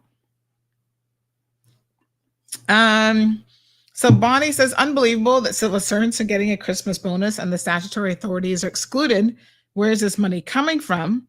Is Juliana paying this? Well, please go back and watch Friday's show, Miss Bonnie, if you haven't had an opportunity to do so as yet. What I can tell you with 100% certainty is Juliana O'Connor Conley isn't taking any sort of a pay cut or anything of the sort. She's not paying it. And in fact, what it has done, it has created a situation where a lot of people are asking, including pensioners and the statutory authorities, why aren't they getting it too? And you know what I say? Juliana should have to pay every single Caymanian in this country $1,500 just for being a Caymanian. And if we're going to break the government, let's break it in high fashion. Because of her stupidity, now the government is going to likely be in the red. It just doesn't make any money sense. But these are the people who we have running the country, right? They're trying to look favor from the voters, and her in particular, because she just isn't popular. When I tell you she's not popular, other than her family, and not even all them, I haven't met anybody yet that has said that she's going to make a good premier. I mean, even if you like her otherwise, you're still like, been there, done that. I think she just set a record, though, for being the first person to be premiered twice by way of vote of no confidences and throat cutting. Hence her nickname, Judy Santa. Now, listen carefully. There are people who are paying attention to her like you would not believe, because I was very, very surprised when somebody sent me this message saying, you know, her duplicitousness knows no bounds. And I thought it was kind of interesting. I wasn't really paying attention to it because apparently they had some women listeners of the world or something that sounds absolutely ridiculous. I'm like, women listeners of the world. Anyway, they did a whole photo compilation of her wearing her mask. Now, you know, she has been really big on mask wearing. I ain't got no problem with that. I have said, you know, during COVID, I had my custom mask. I was wearing my mask. You know, it is what it is. But they said, Sandy, look at the irony of the situation. She's been wearing a mask all the time. You know, she even wears a mask in front of a camera, which to me is kind of weird. There's nobody there but you and the cameraman. So I guess if you think the cameraman might have COVID, you're in close proximity or whatever, then okay. But they pointed out that over the weekend, there was an event at the Ritz. All of a sudden, now that she's premier and she's attending an event at the Ritz, she's no longer wearing her mask. So they provided the documentary evidence, all the photos. So hold on one second. I'm going to bring these up because I thought this was very, very interesting indeed. So here we have, where is she? Okay. So we have her on TV. Hold on. Even the first time that she addressed the country and stood up in front of us as premier in Parliament, she had on her mask. So here she is, mask. Yes. The YouTube page, Soka, it's scrolling there so you can find it. So there she is wearing her mask on camera, which normally that means there's probably a cameraman and he doesn't have to be that close to her, right? There's not that many people around you when you're normally recording. Here she is, her first day in Parliament as the new premier, wearing a mask again. And then here she is at the Ritz with, I don't know how many people showed up to this event, but I'm sure it was more than the 19 that would have been in Parliament, or 18 others. And I'm sure that it's more than the cameraman in this photo here. And so finally, she decides to no longer wear a mask. And she's got this guy putting something around her neck. I think is that the governor standing up next to her? Looks like the governor. And, you know, there she is. She's hugging people. She's got people right up in her face. Like, she can't really be that concerned about COVID anymore. Or does the Ritz have special protection against COVID? Maybe when you're at the Ritz, you don't get COVID because, like, you're in a posh environment. Maybe the Ritz and the Kimpton are the only places that she won't wear a mask because they've got some kind of anti-COVID, I don't know, magic wand or something. So that was this weekend on Saturday. She attended this reception and ceremony called Top 25 Outstanding Women Listeners in the World. I don't even know what a top woman listener is, but anywho, apparently there's such a thing from the Global Listening Center. And so they had an event this weekend. And yeah, she was there. And there you go. Without a mask, hugging at people and speaking in the works. And it looks like it's a pretty full house. So yeah, somebody laughing to my anti-COVID. I'm telling you, they got some kind of magic filter over there where you're not going to get COVID if you go to the Ritz. Now we know that Madam Judy Santa is high risk for COVID. She actually had it already, and she got it pretty bad when she had it. It did not do her any favors, none at all. So, I understand her desire to be careful. And, COVID is on the increase again. And even in the US, they're telling people to go ahead and get, hold on one second. Go ahead and get vaccinated. Make sure you keep up with your vaccines. And yes, mask wearing will continue to offer you a good degree of protection. So in principle, I don't have an issue with her wearing a mask. I'm just saying that people have pointed out her duplicitous nature, even with mask wearing. Take it or leave it, folks. All I can say is what a hot mess. Let's keep moving. All right. So it looks like everything in the universe is not wanting me to listen to her show with AC. Probably because the universe knows that nothing's going to happen, but my pressure is going to go up. But anywho, let's have a look at this. And I'm going to pull up some notes as well that multiple people sent me. Let me see. I got some on the printer. So let's take a quick commercial break. I'm going to grab some stuff off the printer there, and then we'll take a deep dive into this for the remainder of the show. Ho, ho, ho! It's time to order your Christmas tree, Cayman. Wonderland Christmas trees are now available. Just go to our website at christmastrees.ky. That's christmastrees.ky.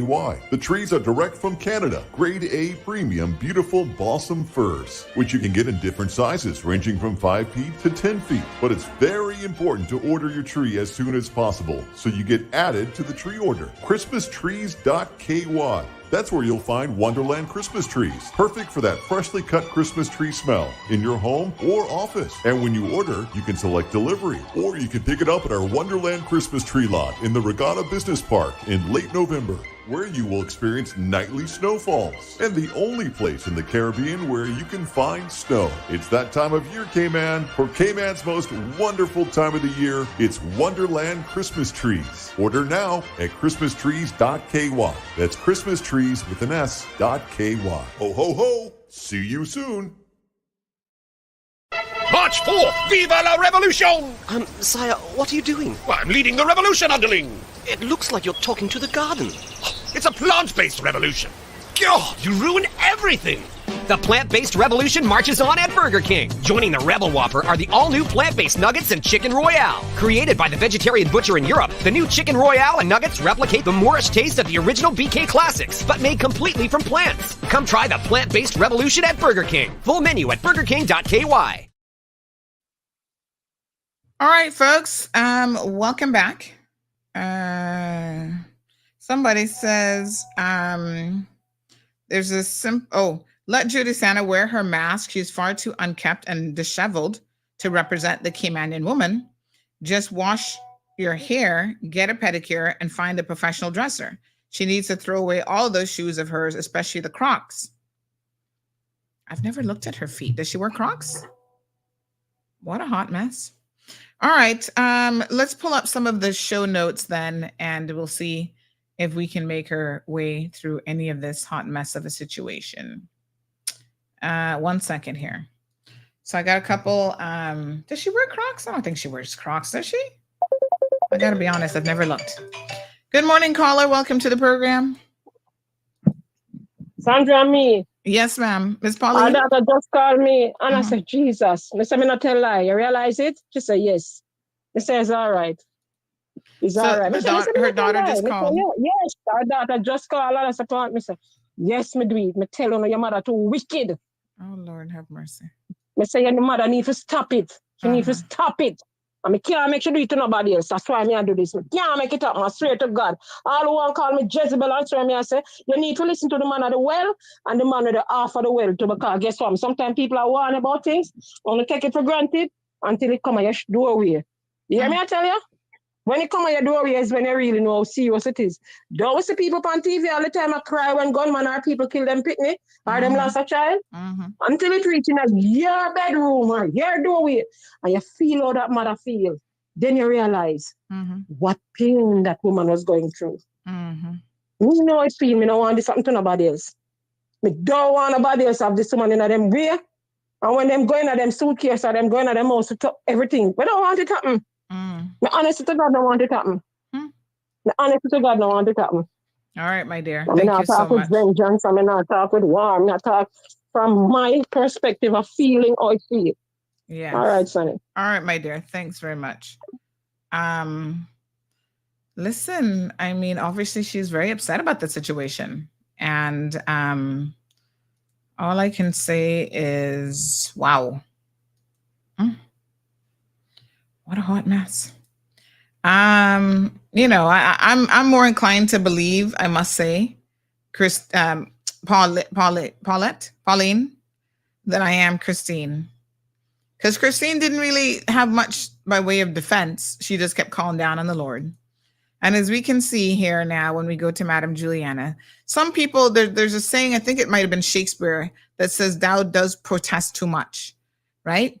When you see people having to flaunt their Christianity, they're like the biggest Christians in the universe. They're more Christian than anybody else. Everything is God this, God that. Normally, you need to watch those people a little bit more keenly than the average person. Because they, you know, you don't even have to be in church to be a good person. You could be a good person and not be calling down on God 24/7. But these, like that person said, Jezebels. Lord have mercy. Anyway, let's move on to the next one. Highlighted in red or bold, need your attention.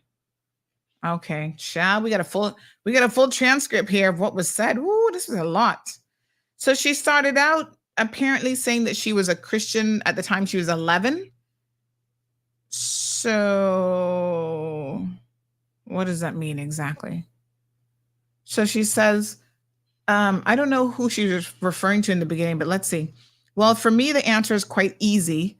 One, that I don't have to rehearse or prepare it, because not only has he found it and established it, but from the age of 11, I totally surrendered to the Lord. I've not been perfect. Well, we can ask your ex-driver about that. I'm a human being, but one thing I know is I have a pure heart, and it is my desire that I'm just transient. She must mean transparent. That must be a typo in the chat, please. You're transparent? No. Hold on. Let me pull this up for myself, because I can't believe the transcripts are accurate. Need to see this for myself, honey child. Let me see where these transcripts gone now. Hold on. This can't possibly be right. Which folder is this being saved in? November. Okay. She is transparent. Is that a joke? That must be. All right. OC or Connor. I'm trying to read these transcripts and I can't even believe my eyes here. She claims that she's transparent. Looks like she says, my rollover comes at death. People fear it. I look forward to it because it takes you to utopia that we have, as Paul said, and Paul the apostle said, that we can be beaten down, but there's never a TKO for a Christian. Oh Lord, you sound like Christine, madam. It's always perhaps a step down in preparation for a step up. With the God that I serve, it's based on humility and love. Poor you. Like Lord something said in the case of Stevenson and Donahue. Oh, Lord Din, I think that's a typo, but yeah, Donovan, I think was his name. Lord Donovan. Who is our neighbor? I've always taken the approach that regardless of what side of the aisle I found myself on, my primary consideration was that I was there on behalf, firstly, for the people of Little Cayman, but by extension, hello? Yes, hi. Hi, I'm actually on air right now. Yes. Live on the radio. Okay. All right there. All right. Y'all still, well, y'all do not know I'm on radio this time of morning? Oh my God. All right. Okay, let's have a look. Accept no substitute. Okay, let's just fast forward. Awawa as well. Oh. A woman of faith. Certainly Awawa. Let's fast forward. Fast forward. Now opening. When did she come on? Fast forward. People. Fast Also forward. scheduled for the meeting. Fast forward. In the community. Fast forward. Fast forward. What time did she come on? Oh, there she is. As cancerous personal grudges. Let us hope that the harsh words can be forgotten and all concerned worked together for the future. That was in So here she is in the studio with two people wearing her mask, but yet she's at the Ritz with God knows 100 plus and not wearing a mask. Anywho. November of 1965. Yeah, but that tells us that cabinet members have a constitutional duty to protect what happened last week. She seems to give him a little. I would say that cabinet members have a constitutional duty to protect their mandate that they have received from the legislature. And really, they do not owe any particular mandate to any particular member of cabinet if that loyalty is going to bring the cabinet down. That's the problem that we do not understand. You can like somebody and you can love somebody, but you have a mandate from the legislature, and then a lot of people forget the oath of office that cabinet ministers take. They owe collective responsibility to the Commons, to the House, to the Parliament, and they owe collective responsibility to the cabinet. They do not owe collective responsibility to one member of cabinet. If that member of cabinet is desire for whatever he wants to do, it's going to bring their government down. They have to protect their government, and one of the things that they have to try to prevent is not going to an election before the time mandated by the Constitution. I mean that would not be proper as cabinet members to allow that to happen in their clearly they don't care about what the people want. But anyway, folks, we have been joined by the Honorable Juliana O'Connor Connolly, Premier of the Cayman Islands. I know that our Premier, whenever she convenes a meeting or a discussion, she always wants to start with prayer. Lord. I'm going to allow her that opportunity. And then I have an introduction that I want to make to our Premier because all good leaders also have to be good listeners. And she has been labeled, and correctly so, as one of our outstanding listeners. And I will share that with you. Honorable Juliana O'Connor Connolly, good morning, Madam. Welcome to For the Record. Thank you very much, OC and Dr. Macfield. Let me up front apologize for my voice. It's been some long hours. And oh gosh, what happened to the stream? Hold on. Well, she said it's been some long hours and something. All right, let's wait to see if she's gonna come back on. It looks like it's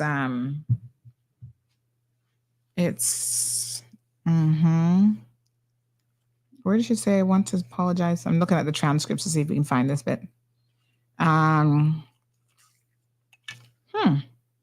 Doing remarkable work exploring I don't know. and advocating that part. Individuals who have are the recipients of this global being outstanding global listeners. So what I'm confused about that award, but I'm not going to get too deep into that. How did she get this award? Who nominated her for this? She's considered an outstanding global listener. Oh, wow. I wonder how she got nominated for that. But anyway, let's not go too deep down that rabbit hole. I'm going to share with you the paragraph that talks about the this is an introduction. Dear listeners, as executive chair of the Listening Center, I have undertaken the additional responsibility of editor of the prestigious newsletter Global Listener. In this responsibility, and I would like to congratulate you on this outstanding achievement. And I didn't know that this was even here until I received it this morning from you. Nobody knew about this outstanding I must say that never heard of it in my life. I am going to have to also sort of advocating your achievement to another realm, because I think you're probably the most outstanding woman that Cayman has ever produced. Oh no. I think so, because I haven't seen any other women and men, for that matter, who has achieved the standard that you have achieved. This is the third time that you have been premier. Second. The second time. Yes, sir. The second time that you have been premier, and always in a critical moment when the country needs stability and leadership, you have always been there. And I wonder if what is it? Is it luck, or is it the divine intervention? Ascension from. No, I think that. Excuse me, I can't tell when Mr. Macfield, and by the way, for the record, since Julie is always so prim and proper and must do things a particular way, Mr. Macfield's degree is honorary. And so with honorary degrees, you don't actually address the person as a doctor so-and-so. McKeeva has an honorary degree. Nobody goes around calling him Dr. McKeeva Bush. Barack Obama, all these people have honorary degrees that have been conferred upon them. Not to take anything away from an honorary degree, but the correct thing with an honorary degree is you do not use it in referencing someone's title. So, for all of her accolades, she doesn't know something as simple as that when it comes to basic protocol and what is actually correct and accurate. But nonetheless, I can't tell if Mr. Macfield here is actually being facetious, if he's being funny. I'll finish listening to this, but it does strike me, he didn't even know how many times she's been premier. Oh, this is like your third time? No, it's actually her second time. And he goes on to point out, well, you always seem to emerge out of the ashes during very, very critical situations. No, because she is part of and parcel of the grab of power. So she is there during these critical moments, rising up. This has nothing to do with divine intervention. I really have a problem when you guys, bring the good Lord into the situation, because this has nothing to do with divine intervention. The good Lord don't get mixed up in this kind of foolishness. He would not condone the amount of flipping and flopping that this woman has done over the years, because to me, it speaks to someone who does not stand as a matter of principle by anything that she really believes in. She is for PIP. You know what that is? The party in power. So whoever is in power, she's there to grab a position. And whenever there's a weakness within the party in power, she's there to grab the premiership. So this, yes, is the second time that she's been premier. And both times she was pivotal in removing the person who was premier before her. First time it was McKeeva Bush. I'm not saying that he shouldn't have been removed. This time around, it was actually Mr. Wayne Panton. This time around, though, Wayne Panton hasn't broken any laws. He hasn't done anything. These people can't even point to anything that the man have done. Everybody's asking, what has he done that would have made him be removed? They can't even say it, even within their own ranks. She's going to give this story, which we're going to listen to here in a second, this cockamamie story about how, it was just a fluke because he was at the hospital with his driver who dropped down and almost died that night after Parliament. And then Miss Heather was there as well. So because they weren't there, I just by default became the next leader of this country. That's a bold-faced lie. Caller, good morning and welcome to the program. Good morning, Sandra. Good morning, dear. I don't know if you were here on island at the time being, but shortly after Ivan, 2004, McKeeva was given something like $10 million to help people with repairs and the people that, lost many things. Lucky for many people, they just lost a roof. But in any case, that was what he was supposed to do with it. He took it and he gave to the churches because, the churches holds more people than or used to. At that time they did, because everybody was Christian then, just after Ivan.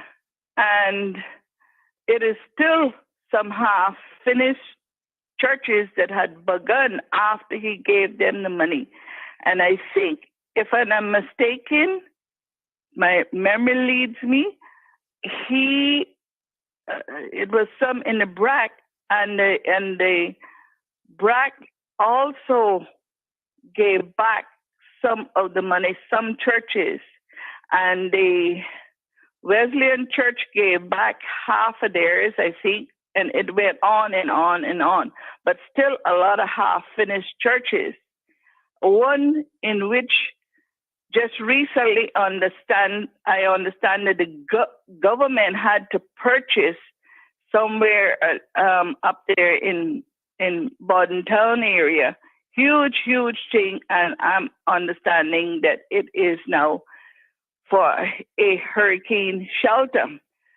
I, in particular, used to get on OC show many times and beg for a hurricane shelter or a multi-purpose hall that could even hold meetings, and you would understand that.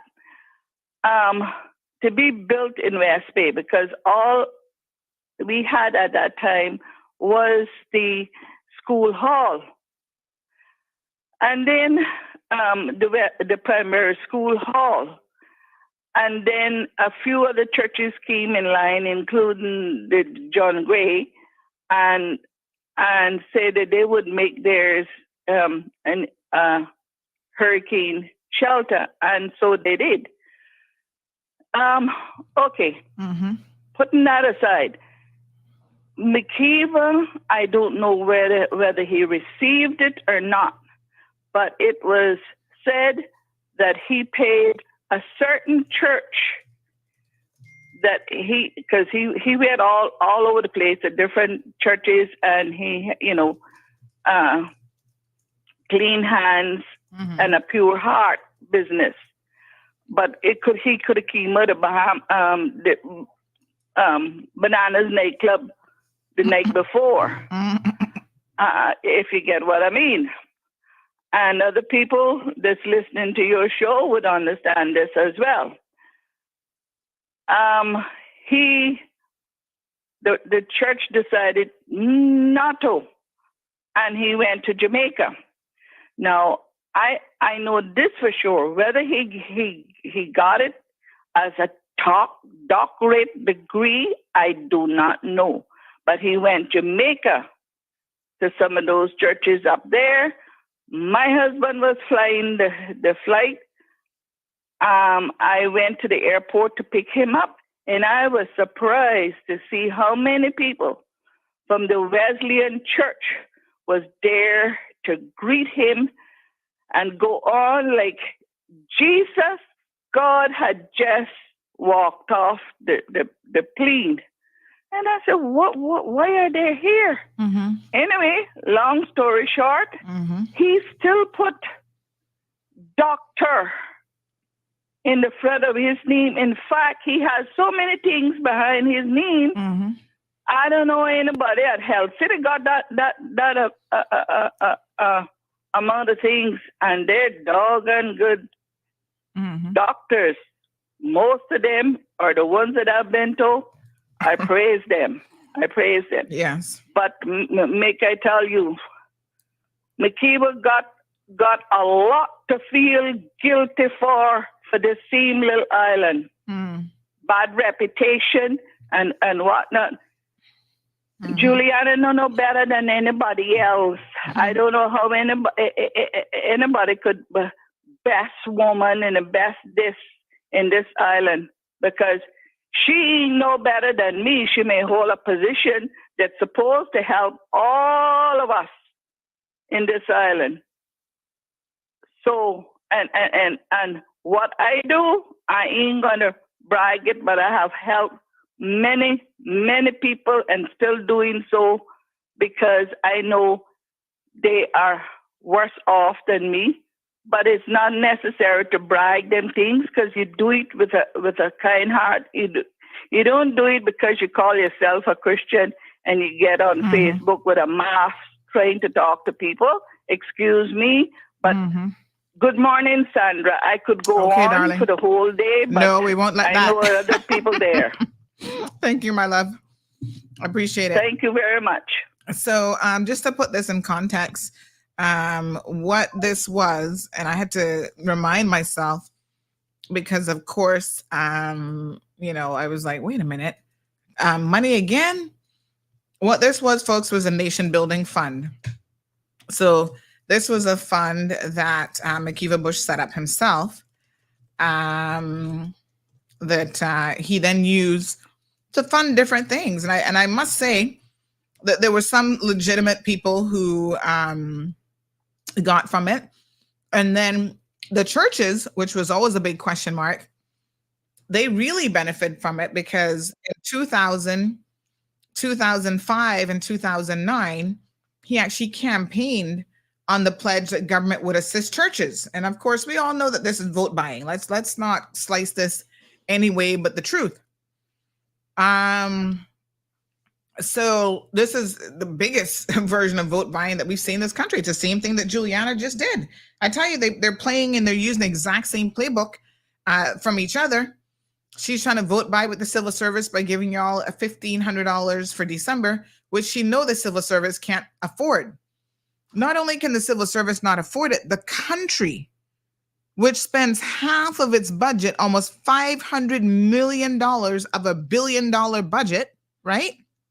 That we are spending money on, half of that goes to maintaining the civil service. We can't afford it, but she doesn't care about that. She's gonna put her children in debt, put us in debt, put her grandchildren in debt, just to be able to say, oh, I gave y'all $1,500, and who's gonna turn down the $1,500? Nobody, because everybody could use $1,500, right? So nobody's gonna turn it down, and she's not giving you it's not optional. You can't turn it down. They're going to just put it in your bank account. Of course, y'all going to go and spend that on Christmas stuff. So what McKeever Bush did, and you can go back and have a look at the Auditor General's report, where they evaluated the management of the Nation Building Fund. They say that the government failed to effectively manage the millions of dollars of public money funded under the Nation Building Fund that led to significant waste and abuse of public funds. And the project also created the potential for corruption. We saw people, wasn't it that same guy that took the fall for him, Richard Parchment? Wasn't he in the mix with this? With one of his kids or one of them, a lot of them were getting all kind of money. Oh, my kid's going to school overseas. They were getting money to pay for children. And there was no, absolutely no control. Nobody was monitoring the report cards of the kids to see if they were maintaining their grades. There were some who they knew fell beneath the required GPA, and they were still getting the money, and they never had to pay it back. And some of these parents are in a financial position to not need any scholarships, and they were still hemorrhaging this nation building fund. So one of the areas that there was a lot of money being wasted was some 15 churches that received funds for construction of buildings and infrastructure. And this Auditor General's report said that the risk that these funds provided to churches were used for other than the intended purpose was very high. Because again, nobody asked for receipts. No one said, okay, this is like $100,000. We need to see $100,000 worth of construction. They go on to say there was a lack of record keeping, that the churches and files held by the recipients found little documentation to support how the money was actually spent. In one case, a church received more than $1 million for construction without any plan for how it would obtain the remaining $3 million it needed to complete the building. This is just foolish. And this goes back to what we said on Friday's program, that you are electing officials who are wasting the people's money, and then you wonder why we're in the fiscal position that we're in. Listen, $3 million, giving that to a church, that's a lot of money that could help a lot of people in a significant and meaningful way. They had a 2-page letter from the church, which saw that the government had made oral commitments to partner with the church in financing and completing the project, but there was, again, nothing in writing. And Julie was part of this government at the time as well. This is all the foolishness. So the 10 largest grants were given to churches range from $122,585 to $1.3 million apiece. And I can tell you that the irony of this, this is something that really, really annoys me. That Church of God Town was one of the churches that remained unbuilt. They have a 20 million square foot building costing $5 million. Really? You think the Lord needs a 20 square foot building to know that you guys actually love him? Like, what kind of foolishness is this? The construction of that hall began in 2010. All now it not finished. Anyway, of all of the misuse of funds and the ridiculousness, the lack of documentation, and all this stuff that happened in the Nation Building Fund, I stand on record today to tell you that the only person that they came after criminally in relation to that Nation Building Fund was me. And it was all politically motivated. You can believe that? And I didn't get anywhere near. It was for a paralegal course that was being offered. What was it? $30,000, $40,000, right? A paralegal course that was being offered that people, Caymanians, were actually going to benefit from, had a contract in writing, had documentation in writing, and they still came after me. And I'm the only person connected to the Nation Building Fund that they decided to come after. But thank the God that the court system works, because the judge told the jury to throw this foolishness out. You can imagine? Of all the millions of dollars that were wasted just on churches alone. But anyway, let's not digress. Let's get back to Judy Santa. So, like I said, I don't know from the greater creator of the universe. What is it, Mom? Well, for me, the answer is quite easy, one that I don't have to rehearse or prepare, because not only has he founded it and established it, but from the age of 11, I totally surrendered to the Lord. I have not been perfect. I'm a human being. But one thing I know, I have a pure heart, and it is my desire that I'm just a transient. My rollover comes at death. People fear it. I look forward to it because it takes you to a utopia that we have. As Paul said, and Paul the Apostle said, that we can be beaten down, but there's never a TKO for a Christian. It's always perhaps a step down, preparation for a step up. With the God that I serve, it's based on humility and love, like Lord Denon said in the case Stevenson and Donahue, who's our neighbor. I've always taken the approach that regardless of what side of the aisle I found myself on, my paramount consideration was that I was there on behalf, firstly for the people of Cayman, Little Cayman, but by extension, everyone in the Cayman Islands. And like Manly said, I have an empathy and a sympathy for all mankind, but my greatest is for the persons I have been humbled and honored to serve for the past almost 30 years. Well, we are grateful that you have always been there. And when I left on Tuesday evening after the vote, I was there the whole day. I was there when the motion was announced, the motion of no confidence in your government was announced. And I was there until when the vote came. And I left that evening thinking, how long is it going to be before we find stability? And how long it's going to be? Then I was start thinking about Mrs. Thatcher, Mrs. May. I think she took 3 days before she could find a majority. And I think there was another member of Prime Minister who took 7 days. And I was surprised when they called me the next afternoon and says the Deputy Premier had formed the government and was leading the cabinet and had gone to the governor and because that really that relieved my mind and the country, because I say we cannot and should not be going to an early election now. This is not the time for that, and I was so happy that you put together a group, a coalition, and that you now leading the country, and I am so happy that you were able to do that, because I spoke to you sometime. Let me just say this. I mean, Mr. Macfield might be happy, but I can assure you that very few other people are happy, because I had people from all walks of life saying, what can we do about this? We do not want her as premier. How can they do this without the input of the people? And of course, the Constitution allows it. So she didn't do anything unconstitutional or anything against the Constitution. This is exactly, Mr. Macfield is right about that. This is precisely what the Constitution allows for. It does not mean that it was the will of the people. And it does not mean that the people are happy with what she has done yet again in order to obtain power for herself. So let me just be very, very crystal clear about that element of this story. So yes, they were in a precarious situation with this 9-9 split. The easiest thing that they could have done to resolve it was for Kathy to step down from Speaker of the House, come down and join the government, which she eventually did anyway, and simply bring someone from outside of Parliament to become Speaker of the House. And they knew that that was also an alternative, that they could have done that. But instead, let's continue to listen to how all of this played out.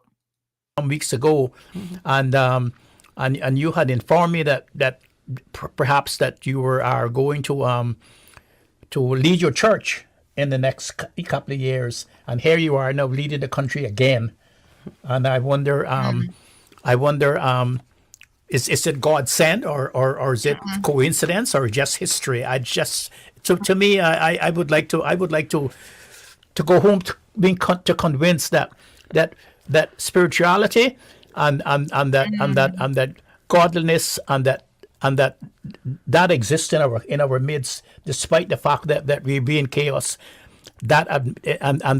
Well, Mr. Macfield, for all of your wisdom at the good old age of, I think he's about pushing 89 now, and he's a very smart man. For you to ask this question, it's either a rhetorical question and you know the answer already, and you're just, playing along to get along, or if you're really believing what it is that you're saying, that means that you've been hoodwinked by Juliana O'Connor Connolly. Now, knowing how incredibly smart you are, sir, I do not believe that you've been hoodwinked. I think that, like everybody else over at Radio Cayman, you guys toe the line, right? So you say she's now premier of the country, and we're going to go on to listen to how she's pledging to give Radio Cayman more money. That promise came right during this show. Lots of vote buying, lots of trying to buy favors, buy loyalty is happening now in this country, and that's going to be her MO for the next, I guess, 14 months. So you're kissing her behind because you're in Radio Cayman. I guess you want to continue to remain in Radio Cayman, and she has the power to say, you might have to go. Somebody says this is the height of duplicitousness, and this is why they do not trust or like certain individuals. You are the person. This has nothing to do with divine intervention. This has nothing to do with doing the right thing. This has nothing to do with someone who has been guided by the principles of leadership based on Christianity, because this woman does not embody those principles. And you can't show me anywhere in the Bible where the good Lord would be condoning how many times she has flipped and flopped and cut people's throats in order to get a position. She could have fallen back and even given it to Andre. And I told you guys, and I'm making it very, very publicly known because y'all need to know, she refused before they even went to the vote of the House. There was negotiations where Wayne Panton was like, you know what? I'm the type of person, it's not about me. I will step aside. Andre can become premier. He just got us off the blacklist. He's done this, this, and this. And she refused to allow that to happen. Ask yourselves why. Is she any more qualified than him? Well, she's more qualified at throat cutting than Andre, that's for sure. Who always are there to steady the Caymanian ship, calm the waters as it sails on. Okay, well, Doc, with that, we're going to take a commercial break. When we return, we're going to pass the mic over to our Premier, Honorable Juliana O'Connor Connolly, and who has been recognized as an outstanding listener as well. And in this article, she holds the distinction. It's so funny that they're reading from Loop, but she holds the distinction of being the only Caymanian lady who has been premier twice as well as speaker twice. And of course, he's again the co-host, Mr. Macfield, is wondering whether or not this is, he says, luck, divine intervention, or what, knowing how extremely religious she is, there is some belief that it could be divine intervention. I can tell you that in my humble opinion, it has nothing to do with that. We did have a caller. Sorry, caller. I wasn't sure if I disconnected you or what happened there. So he expresses some surprise, as you just heard, about how the government was put together and how quickly it happened. He said even in the UK, it took him 3 days. And this throat cutting took less than 24 hours. Hello? Yes, hi, morning. Were you trying to call the show? Sorry, I saw a call come in. I think I must have got cut off. Oh anyway. gosh, sorry. That's it. No, that's okay. It's just simple. It is on the page. It's called Cunning Schemes and Craftiness. Bitter envy and self-presumption.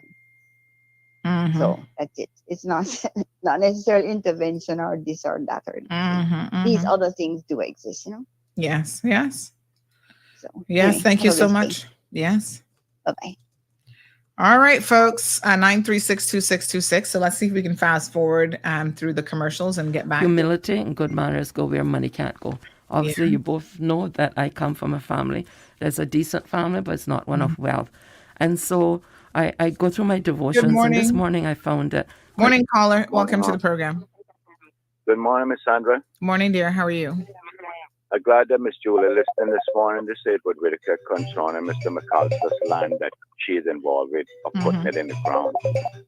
I need to come and see you tomorrow to bring all of the documents because this land belongs to us and they took it and she's involved with it. It is her. Let me make this let me make this recommendation, right? Because I know my schedule, you're definitely not gonna see me tomorrow. And what I would say is let's just go ahead and book you now for which day you're gonna come on the show. You can send all your documents on WhatsApp. So let's go ahead and book you for this Friday. Are you available this Friday? Yes, ma'am. All right. So let's book you for this Friday. His call got disconnected. Let me call him back. Flo, y'all working on that toll-free number for me? It'd be handy right about now.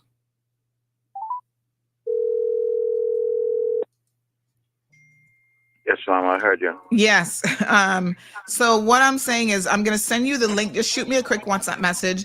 Any documents. I will call you after show. You gave me a number already. Yes. All right. Thank you very much. Okay, there.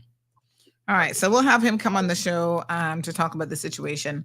I don't really know much about it, but we need to obviously see what's going on there. All right. So let's continue dissecting this. This was again last Monday, her appearance on Radio Cayman with Mr. Oric Connor for the record. Her first public interesting. It talked about two masters, and if you would indulge me, I'd just like to read a short synopsis. It said, "No one can serve two masters, for you will hate one and love the other. You'll be devoted to one and despise the other. You cannot serve God and be enslaved to money. Many of the plans in our lives tend to revolve around money." And I won't go through the rest, but that will give me the springboard to say that you can't serve two masters. Our boss are the people who put us in. And I am... What did you do? Hold on. Let me pull a marker there. Our boss are the people who put us in. But you're not listening to the people. The people didn't even want you as education minister. We were all shocked when Premier Panton took you on board and allowed you to keep that ministry. We were like, what? Oh my God. Oh, this is crazy. Lord have mercy. No, sir. So you're listening to the people? Are you sure? Are you sure you're listening to the people? Because I don't think you are listening to the people. This is who you're serving, the people? Can we clip that for future use, please? Because this woman not listening to the people. Not at all. Okay, let's continue to hear what she says. She would have done it quite really to see that the master shift has been suspect. We're now masters to parties and to individuals. And that's not what we're called to do. We're called to be servants of the people. And I think that there is still a vacuum for servant leaders. And Cayman Islands, I don't make no apologies, I feel is the best place this side of heaven. And they deserve no less than servant leaders. And I'm not saying I'm the only one. I'm not saying that for some forensic analytical discussion about previous leaders or the former premier. I'm just saying that when we get to a place where people sit in houses with remote controls via financial, economic influence and control what happens in Parliament, it's time for change. And I think that change has come. And for me, I have nothing to lose. Most people are afraid of the bullying that comes, and there is bullying. I mean, with capital letters that will come. But for me as a Christian, death is an elevation. So I fear none of them. And they have been threats along the way, including even now. But one thing I know, when I forsook my upward trajectory with Truman Bodden and company, where I could have been a partner today like the rest, and decided that I would offer whatever skills God had given me for my people. I never got involved. You didn't have high standards, honey child. Okay, I don't know what she's talking about. What is she saying about people in the background? And I'm trying to dissect this because I don't actually know what she's going on about. With remote controls, controlling people. Julie, you need to try to be honest, because if you're trying to say that you haven't had a negotiation with anybody outside of Parliament and no one helped to broker this deal and put you where you are, and there are people controlling people. If you're trying to say that never happened and you weren't part of those discussions and you weren't part of that power play, then we know that you're straight up being dishonest, because I know that for myself. I'm not in a position, because those people sit behind the scenes, to tell you exactly who they are. But without a doubt, there are players behind the scenes. And Julie has been in communication with those players. And she has agreed at some level to what those players said. These are the options that you guys have. Because, of course, they would have been in favor of removing Wayne Panton, because he's not for big developers and he's not for, they see him as an issue with this National Conservation Council. So if you're going to speak on these things and, kind of slide it in there for people who are actually really, really paying attention, what you need to do is tell the people the cold, hard truth. So there are forces behind the scenes, and there are people with a remote control, and they're controlling you too. I mean, I don't know, you're talking about you getting threats. Nobody not threatening you, lady. The only thing that people could possibly threaten you about is giving you some help with your appearance. That's the only thing people are probably like, girl, if you don't get rid of those Crocs, I'm going to buy you some new shoes. And I wouldn't take that too seriously as a threat, because obviously you're going to hold fast to your clothes. So Ms. Renita says mouth can say anything. It's the doing the work that counts. And, she talks about how, she could have stayed on this professional trajectory of becoming a partner at Truman Bodden. Well, not to say, is Truman Bodden Law Firm still around even? I mean, I don't even know if they're still around. I don't think so. I think they've merged into something else.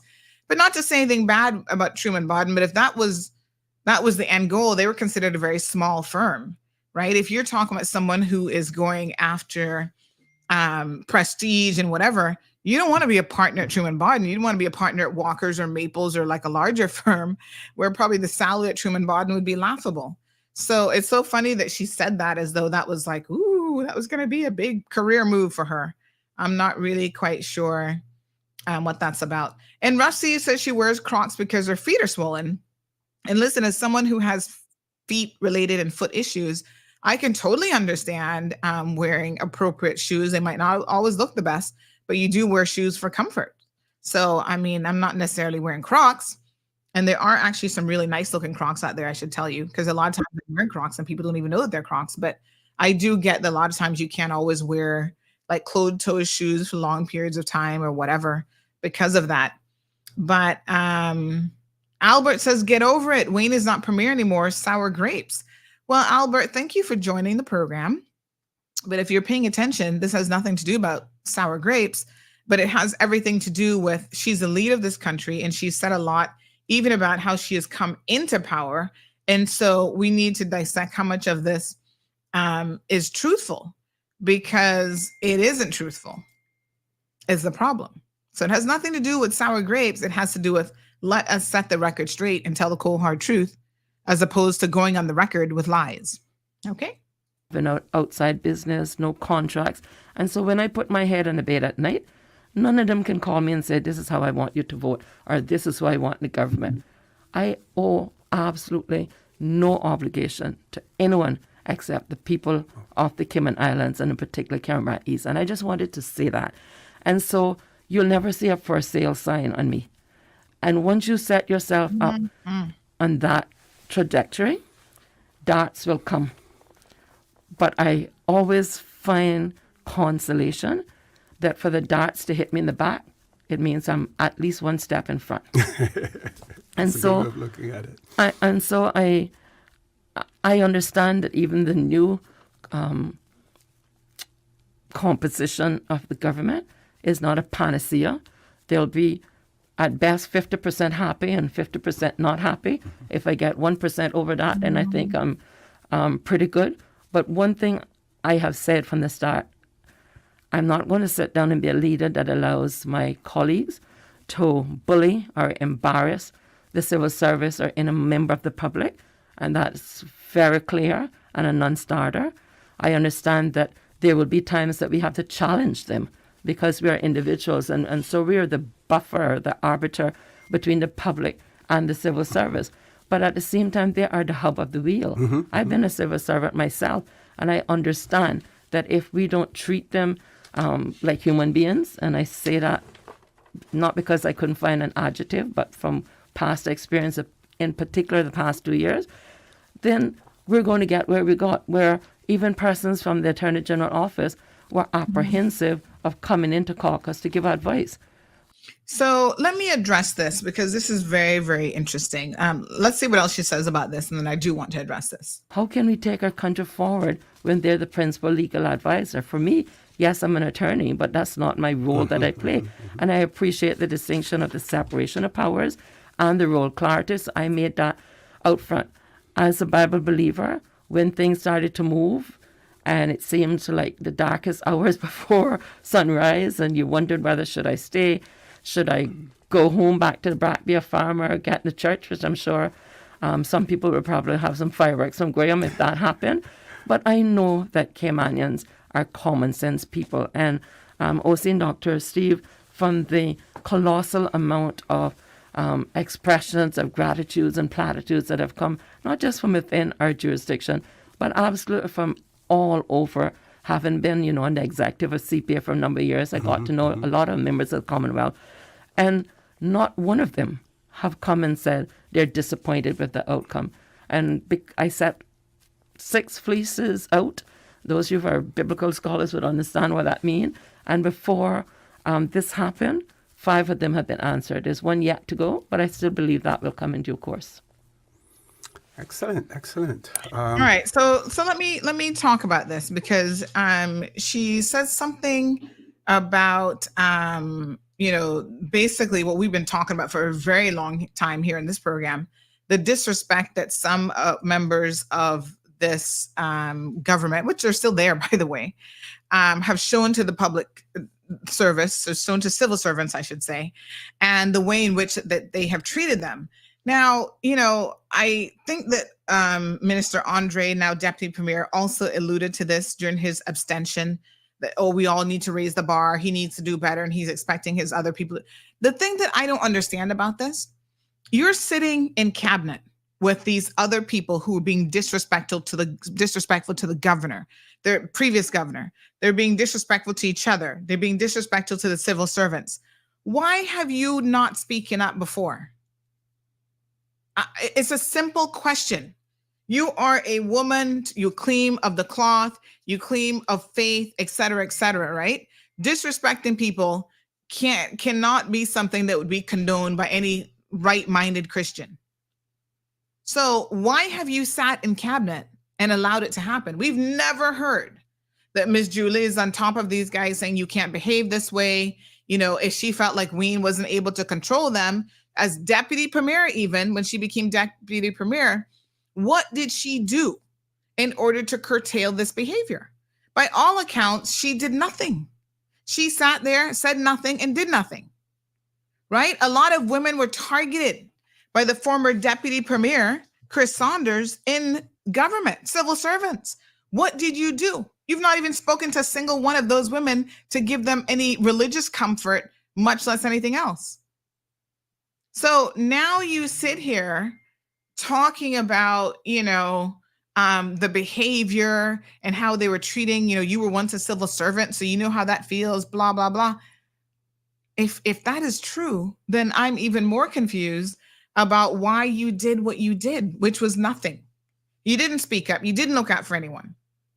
And the one time that you claim to have done it in relation to Bernie Bush and another civil servant in that situation, you had to lie and fabricate the facts of how that happened. You claimed that, you stepped in and nobody else had done anything about it up until that point. And you know that that's a lie. There were meetings, there's documentation, there are minutes from meetings where even when Premier Panton was not here, he had his staff on top of this meeting with the victim and finding out what had transpired and what had happened.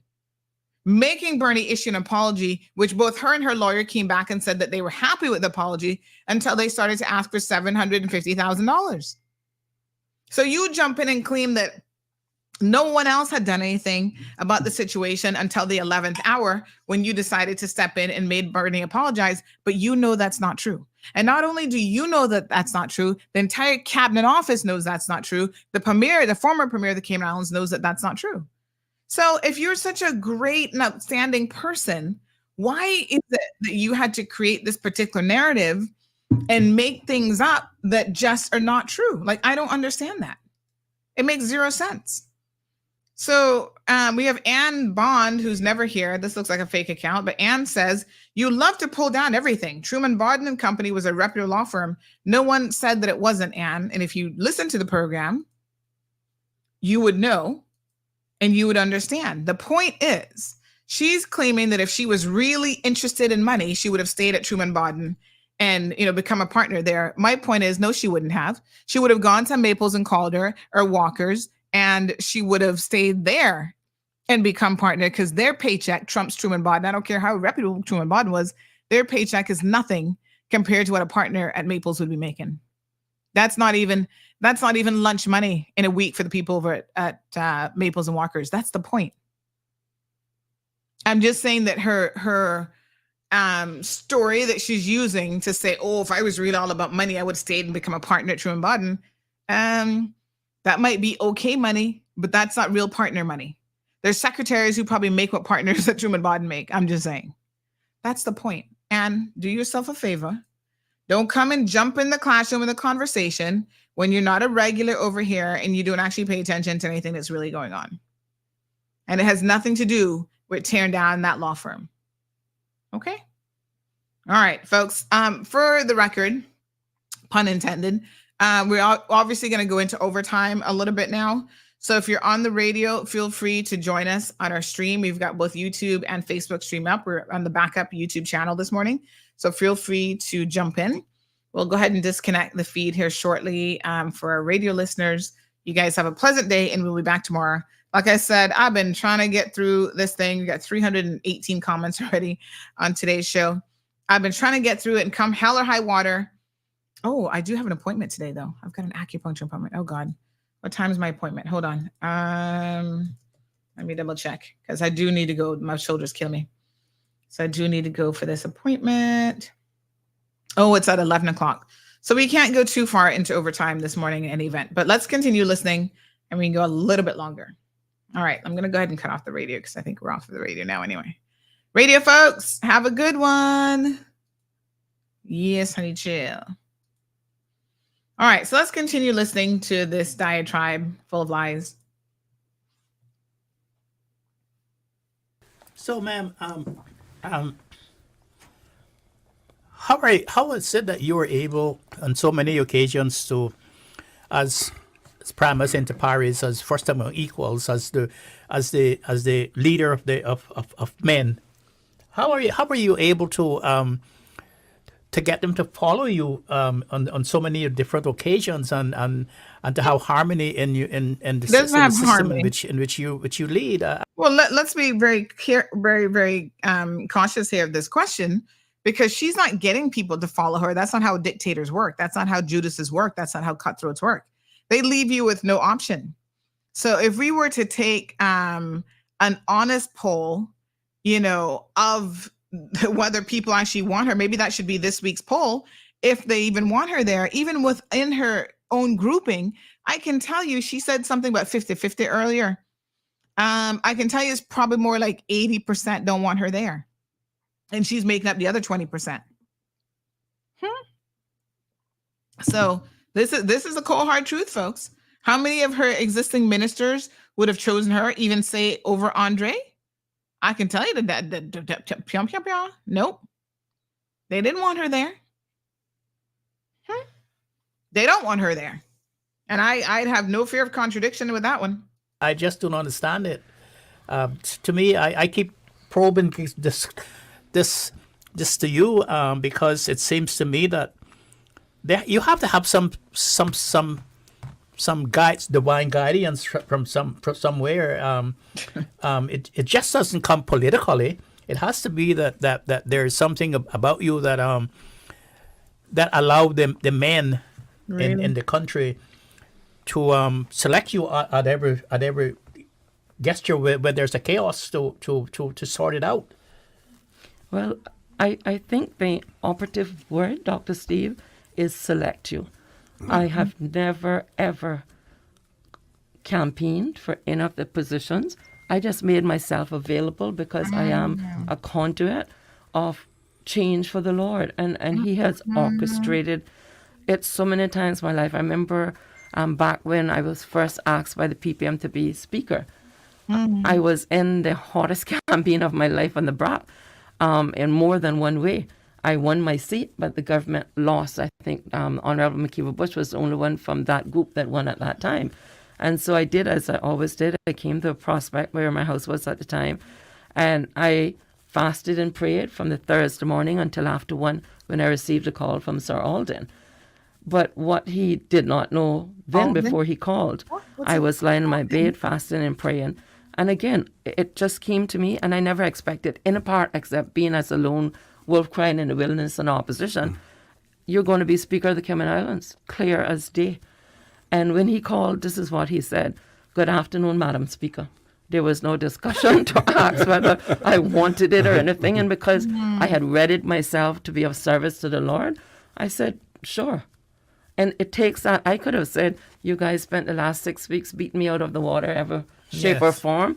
But I'm not there in a popularity or beauty contest. I'm there to serve my people. So if it means mopping the floor to LA, or it means being the premier, I've prepared myself through the mercies of God. And from the very beginning, every single day, several times a day, I can't tell you who put that seed in my mind, but from a young girl, the Bible verse where that if you lack wisdom, you can ask for wisdom, knowledge, and understanding. And I ask for that even now, every day, because every day you can learn. It's a journey. And so Sir Alden said to me, well, can we send a document to you to the BRAC to sign? I said, I'm here in Grand Cayman. And he told me where they were at the PPM headquarters in Crew Road. And I said, I don't need to sign a document. If this is going to start, it has to start with trust. I'll be there in a few minutes. And I was there, and history is the rest of it. And then he realized that you needed 10. They had 9 at the time. And he had asked me to go down to the Parliament to meet because there were some young members to assist with procedure. I went down there. He came, he was talking to the clerk, Ms. Zena. I overheard from the Speaker's office the difficulty where they would have to come to the floor to vote because the then governor would not automatically do it. So I asked if I could have a word with him. He came in the chamber. I spoke with him, and he said, but I don't have 10. I said, you're looking at the 10 personnel. And I wasn't a PPM member, but if that's what it took to form the government without going down, have a chaos, I did it. And I think it takes that understanding, again, coming back to listen. God gave us 2 ears. We listen twice as much as we talk. Because sometimes through talking, and you'll notice even in Parliament, I want to speak when I feel that it's absolutely necessary. Because it doesn't make any sense getting up and speak for 2 hours just to say that you spoke. When I speak, I spoke. if you follow the gist of that. Not so good English. Okay, we're going to take a commercial break. All right. Premier. So Elray says fleeces sent out and most have been answered. The only fleeces is the fleecing of the country. Miss Rena is doing a hand over the face. Gabby says, tell him, Sandy. Rough Seas says, Mr. OC and Mr. Macfield, they both have to be about 80 plus years old. What advice can you give us about the future? Moya says, that's because the first time was short-lived. Now it's the same scenario. Let's see how long she holds the title. Marshall says, I'm surprised that C. Macfield didn't know that she was premiered twice. I don't know. It's a hot mess. But, she talks about how she became speaker. And you know what is so interesting about this concept of divine intervention that they keep, Mr. Macfield, with all due respect, keeps saying, well, wow, this must be divine intervention. There was a time when kings and queens also ruled by divine intervention. That's what they told the poor people, that it is God's will that we reign over you. And we saw how well monarchs did, how much they did for the people, how little that they did for the people, and how they destroyed and pillaged in the whole 9 yards. So don't let anybody tell you that God has any part in this about divine intervention and it's God's will. She said that she's here to serve the people first and foremost, and she should be concerned about the people's will. These are all convenient words as far as I'm concerned. Everybody is entitled to their opinion, but I don't think she's in service of anybody other than herself. And that's my honest opinion. She's always there to grab a position, not because she's the only person that's willing to serve. It's because that they all know that she's very, very pliable. And that's the best way that I can say it without being being disrespectful to her. They all know that she's always there waiting to be with the party in power. So, yeah. When we return, and you've spoken about you being speaker not on one occasion, but more than one occasion, and I want you to relate to our listening and viewing audience how that has also prepared you for the leadership role, being able to. So let's go ahead and skip forward. Continues right now. After his coalition with the PPM, or Progressive Movement, or we go to an election. It was quite easy for me to not do the election, not because I don't think that if I did it, I wouldn't have as good as chance as anyone else in an early election. But we had a budget that's incomplete. We have authority to spend up until midnight on the 31st of December. And of course, it's Christmas. I wasn't going to be the Scrooge and get the blame for going to election. But even besides that, usually you look, and you've been there before, 6 weeks, but preferably 8 weeks to election. We didn't have the space, and it would have taken us past the midnight on the 31st before we could get into an election. Mm-hmm. Even if you didn't allow new voters to come and just use the list that you had. And who wants to be involved in political campaigning in the middle of Christmas? Exactly. I wasn't going to do that. So that came off the list. So it left going with the PPM or forming a government within the South.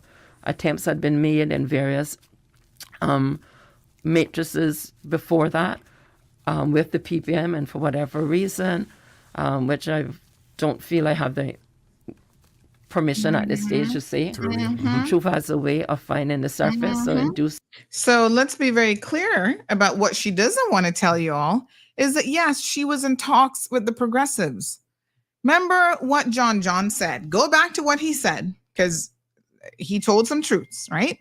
Remember when he said, and I think this might have been during his interview with what's his name, Mario, but don't hold me to that where he said it, but he was telling people that the plan was he would jump first. He didn't mention anybody by name, but he said several others were supposed to follow. One of those several others that was supposed to follow would have been Juliana O'Connor Connolly. But they all left John out to dry because they saw that we still are not going to have the numbers. It was only because at that point, they had not convinced, what's his name?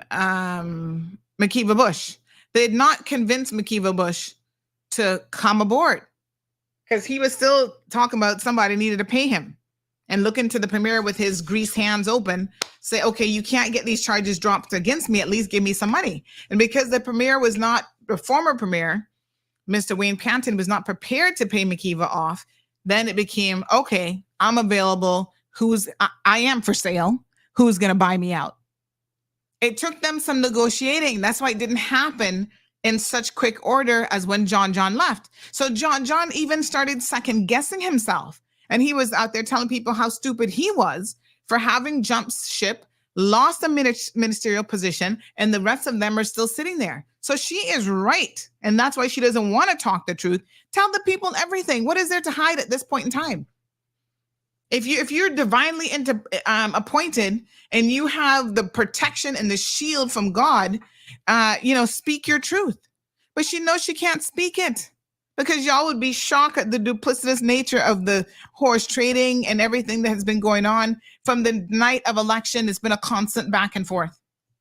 And there's a lot of people who would have warned Wayne Panton about even bringing her on the inside because that's how PPM knew everything that was going on with this government. And then they turned around, which was a power play by Chris Saunders to bring John in. That was his power play because internally they were trying to get rid of Wayne as well. It has been a lot of duplicitousness. Y'all have no idea. Trust me. Unbelievable. Season, it probably will find its surface. But suffice to say, we all then congregated. We had an issue of numbers because all politics are local and all politics are numbers. Yes. And so once I started doing the matrix and explaining, we decided that the vote was going to win because enough people committed that they weren't necessarily happy with all of the transactions and the conflicts that comes from bringing all independents together with no commonality, no party, no discipline. It's a new thing it's not the first thing, but you have a combination of young people that hadn't been there before, but had the heart and the competency to do it. So there was a lot of conflicting, moving parts, and everybody knew it was going to be a challenge. I understand there were bets that we were going to fall apart from the 1st December. Well, but like Mark Harcourt, I still think if I can make it through December, everything's going to be all right. And take it 1 year at a time. And so I knew then that the task would be to try to get John and Makiva back on board because it's just so much numbers, The Honorable Chris Saunders, I realized what had happened there wasn't that he was off the list. In fact, he did come to the meeting, but he left. And then it just left the 6 from the PPM, and I knew what their position was at the time. A couple of us knew what their positions were at the time, so it was just left with the 12 that's there. As I said, the Premier and Miss Heather had been at the hospital with Norman, and I mean, what's the coincidence of that happening? But it did happen, and after he left the hospital, he took the decision to go to his home, and so did Heather. So it left the 11 or so, whatever number, 10, 11 that was there. I think Mr. Burney didn't come. Yes, Mr. Burney was there as well. And they came into the room after I had spoken to John. John basically said, I'll come if X doesn't happen. Makiva said to Minister Andre, I'll come if X doesn't happen. You can figure out what the X is. Yes. And so as we got... So this thing with Norman, I'm actually trying to look at the transcripts because in the transcripts, I see his name mentioned twice. So I don't know at what point she first made mention of him. I'm just trying to see. Give me 1 second here. Let me see if I can actually find it in the transcripts. Because what I do know, so she said, so after we left the parliament that night, after Assistant Norman, to the best that Minister of Health, myself, could do, 911 was called and he went. The Premier and Miss Heather went to the hospital to accompany him. And so the rest of us, because the Premier had indicated to Minister Andre that he was prepared to resign, we then had 3 options. We form a government within ourselves, we try to do a coalition with the PPM, or progressive movement, or we go to an election. It was quite easy for me to not do the election, not because I don't think that if I did, I wouldn't have a good chance as anyone else in an early election, but we had a budget that's incomplete. This is what she says. We had authority to spend up until midnight on the 31st of December. And of course, it's Christmas. I wasn't going to be the Scrooge and get the blame for going to election. But even besides that, usually you look and you've been there before. Well, you've been there before 6 weeks, but preferably 8 weeks to election. We don't have the space and to take, and it would take. And so then she goes on about this whole midnight thing. So, I mean, what she has said here is completely not accurate and is a lie. Yes, the premier and Heather Bodden, because they were concerned about Norman. They didn't know what had happened with him, why he passed out. Did he have a heart attack? What was the situation? They did go to the hospital with him. But I don't think that the instructions were, oh, I've already resigned. I'm prepared to resign. Go and do whatever you want without me. And then they turned around and begged her to become leader. That isn't what has happened. So I think that unfortunately, this is where her version of the truth leaves a lot to be desired simply because it isn't true. I got to get to my 11 o'clock appointment. I can't miss this one today. My poor shoulder is suffering for it. So Salvin says, Sandra, as a woman, shouldn't you be cutting the premier some slack? I dare ask, shouldn't you be supporting her even if it's in the best, even if it is supporting her, even if it's in the best interest of the country? What do you mean, even if? If it was in the best interest of the country, I'd be supporting her whether she wears a grass skirt or whether she's premier or not. I don't support her, and it has nothing to do with her being a woman. And let me answer this, and then I think we're gonna have to cut the show because unfortunately I've got to go. But whether you are a woman, a man, or anything in between, that has nothing to do with your ability to lead. And it has nothing to do with you being honest. It has nothing to do with you being a Judas. It has nothing to do with you being duplicitous or any of those things. Good morning, Sandra speaking. Hi. Good, thanks.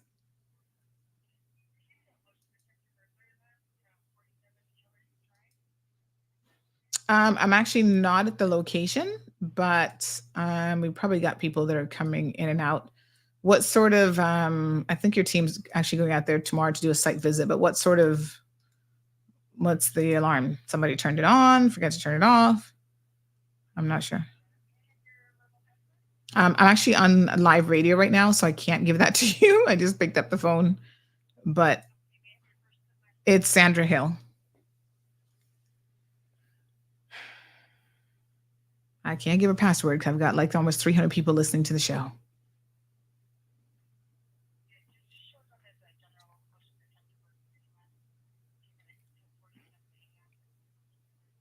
Okay. I'm not sure. Yeah, I'm not sure what that is. Maybe you could give Marlon a call. He's also on, you should have his contact details on there. Yeah. Okay. Thank you. All righty. Bye-bye. I can't help you with that right now. And I definitely can't give you a password where 300 people can hear my password. So I know Tracy's like, get your appointment set. It was the only one that he had today, and I gotta get my shoulder worked on. But yeah, let me say this. So it has nothing to do with her being a woman. And you don't automatically get a pass because you're a woman. In fact, that does a disservice to all women in this world who, we want to be able to stand on merit. We don't want to get a pass just because we're a woman. That to me, that doesn't bode well for anybody. And that's what a lot of people say. Oh yeah, women want special treatment. It's just like Black people. Black people don't want special treatment because we're Black.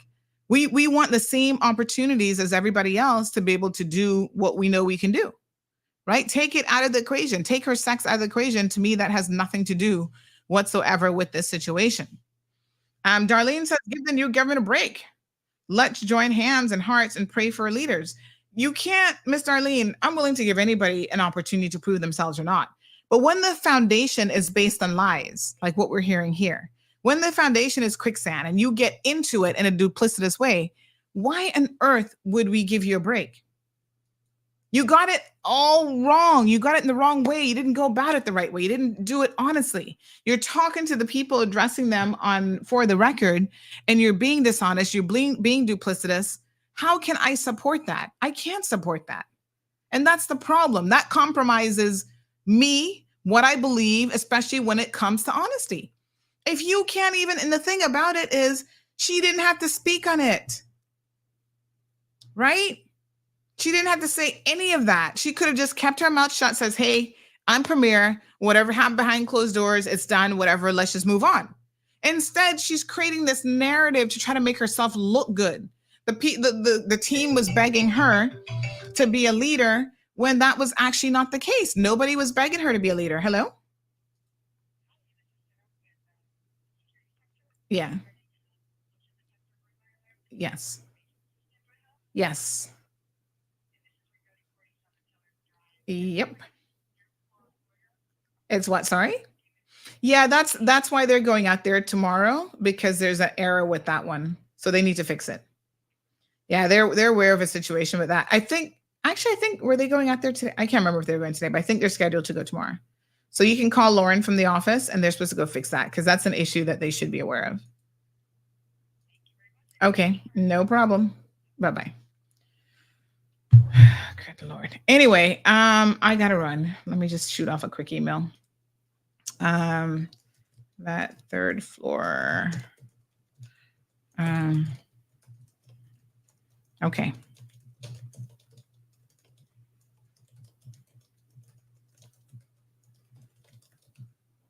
Okay.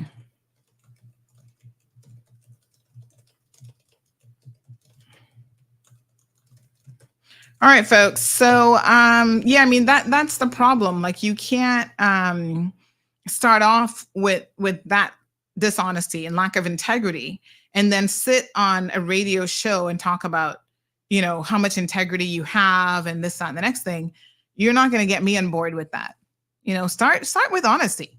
So Ms. Darlene says that anything that begins wrong must end bad. Well, that's my point. And I can't support dishonesty, and I can't support this, you know, duplicitous nature, whether she's a man, woman, or I don't even know what she is. To me, it doesn't matter what she is. Right. And, you know, on the one hand, maybe as a woman, and knowing how hard we have had to fight to even get a little position in politics, we're still the minority. This is the most women that we've had in the Legislative Assembly. I also feel that it is our obligation to stand up and speak for certain things, right? We know that women leaders can be some of the best leaders in the world.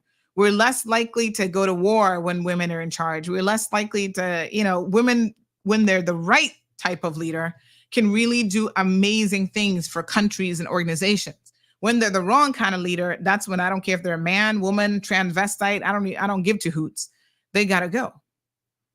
Because that can really set off a detrimental, you know, flow of events, just like we see now, poor fiscal management decisions being made within the first week. Oh, let's win over the vote by, you know, having people, giving people money. And that's going to be the answer. That's not the answer. You know, money doesn't, as someone who talked about, she doesn't even worry about money, but money is not the end all and be all. It's so funny that that's the first thing you do when you go in there is throw money at people. It is what it is, folks. We'll obviously continue to monitor the situation. I'll listen to the rest of it because I do want to get that clip where she promises Radio Cayman that they're going to get more money, not because they're doing a fantastic job or, you know, any of that kind of stuff. They're going to get more money just because she wants to give them more money. She likes the ass kissing that's happening in the studio. And I think she's trying to take a dig at other people, but we don't get money from government, so we don't really care. You can bury GIS and Radio Cayman with all the money in the world. It's really not going to impact us. You're just wasting the people's money. I'm going to be very, very frank and honest. It doesn't have anything. It's not like we're going to get less money because you're giving them more money. You're just giving an organization which you all yourselves have said hasn't lived up to your standards more money, and that's on you. Give money to people who aren't living up to your standards. That sounds like a recipe for disaster when it comes to the civil service. So Albert says, at the end of the day, there's no woman more qualified than her to be the premier. Facts. Again, this isn't about her being a woman. Why did she have to be premier at all? She's already been premier. And the general consensus is within her own ranks, as well as without, the majority of people do not want her to be premier. Anyway, that'll be your poll question this week. Who you would have picked as premier if you had an option. All right, folks. Tomorrow is another day, God's willing. I'll see you guys at 7:30. Please have a fantastic day.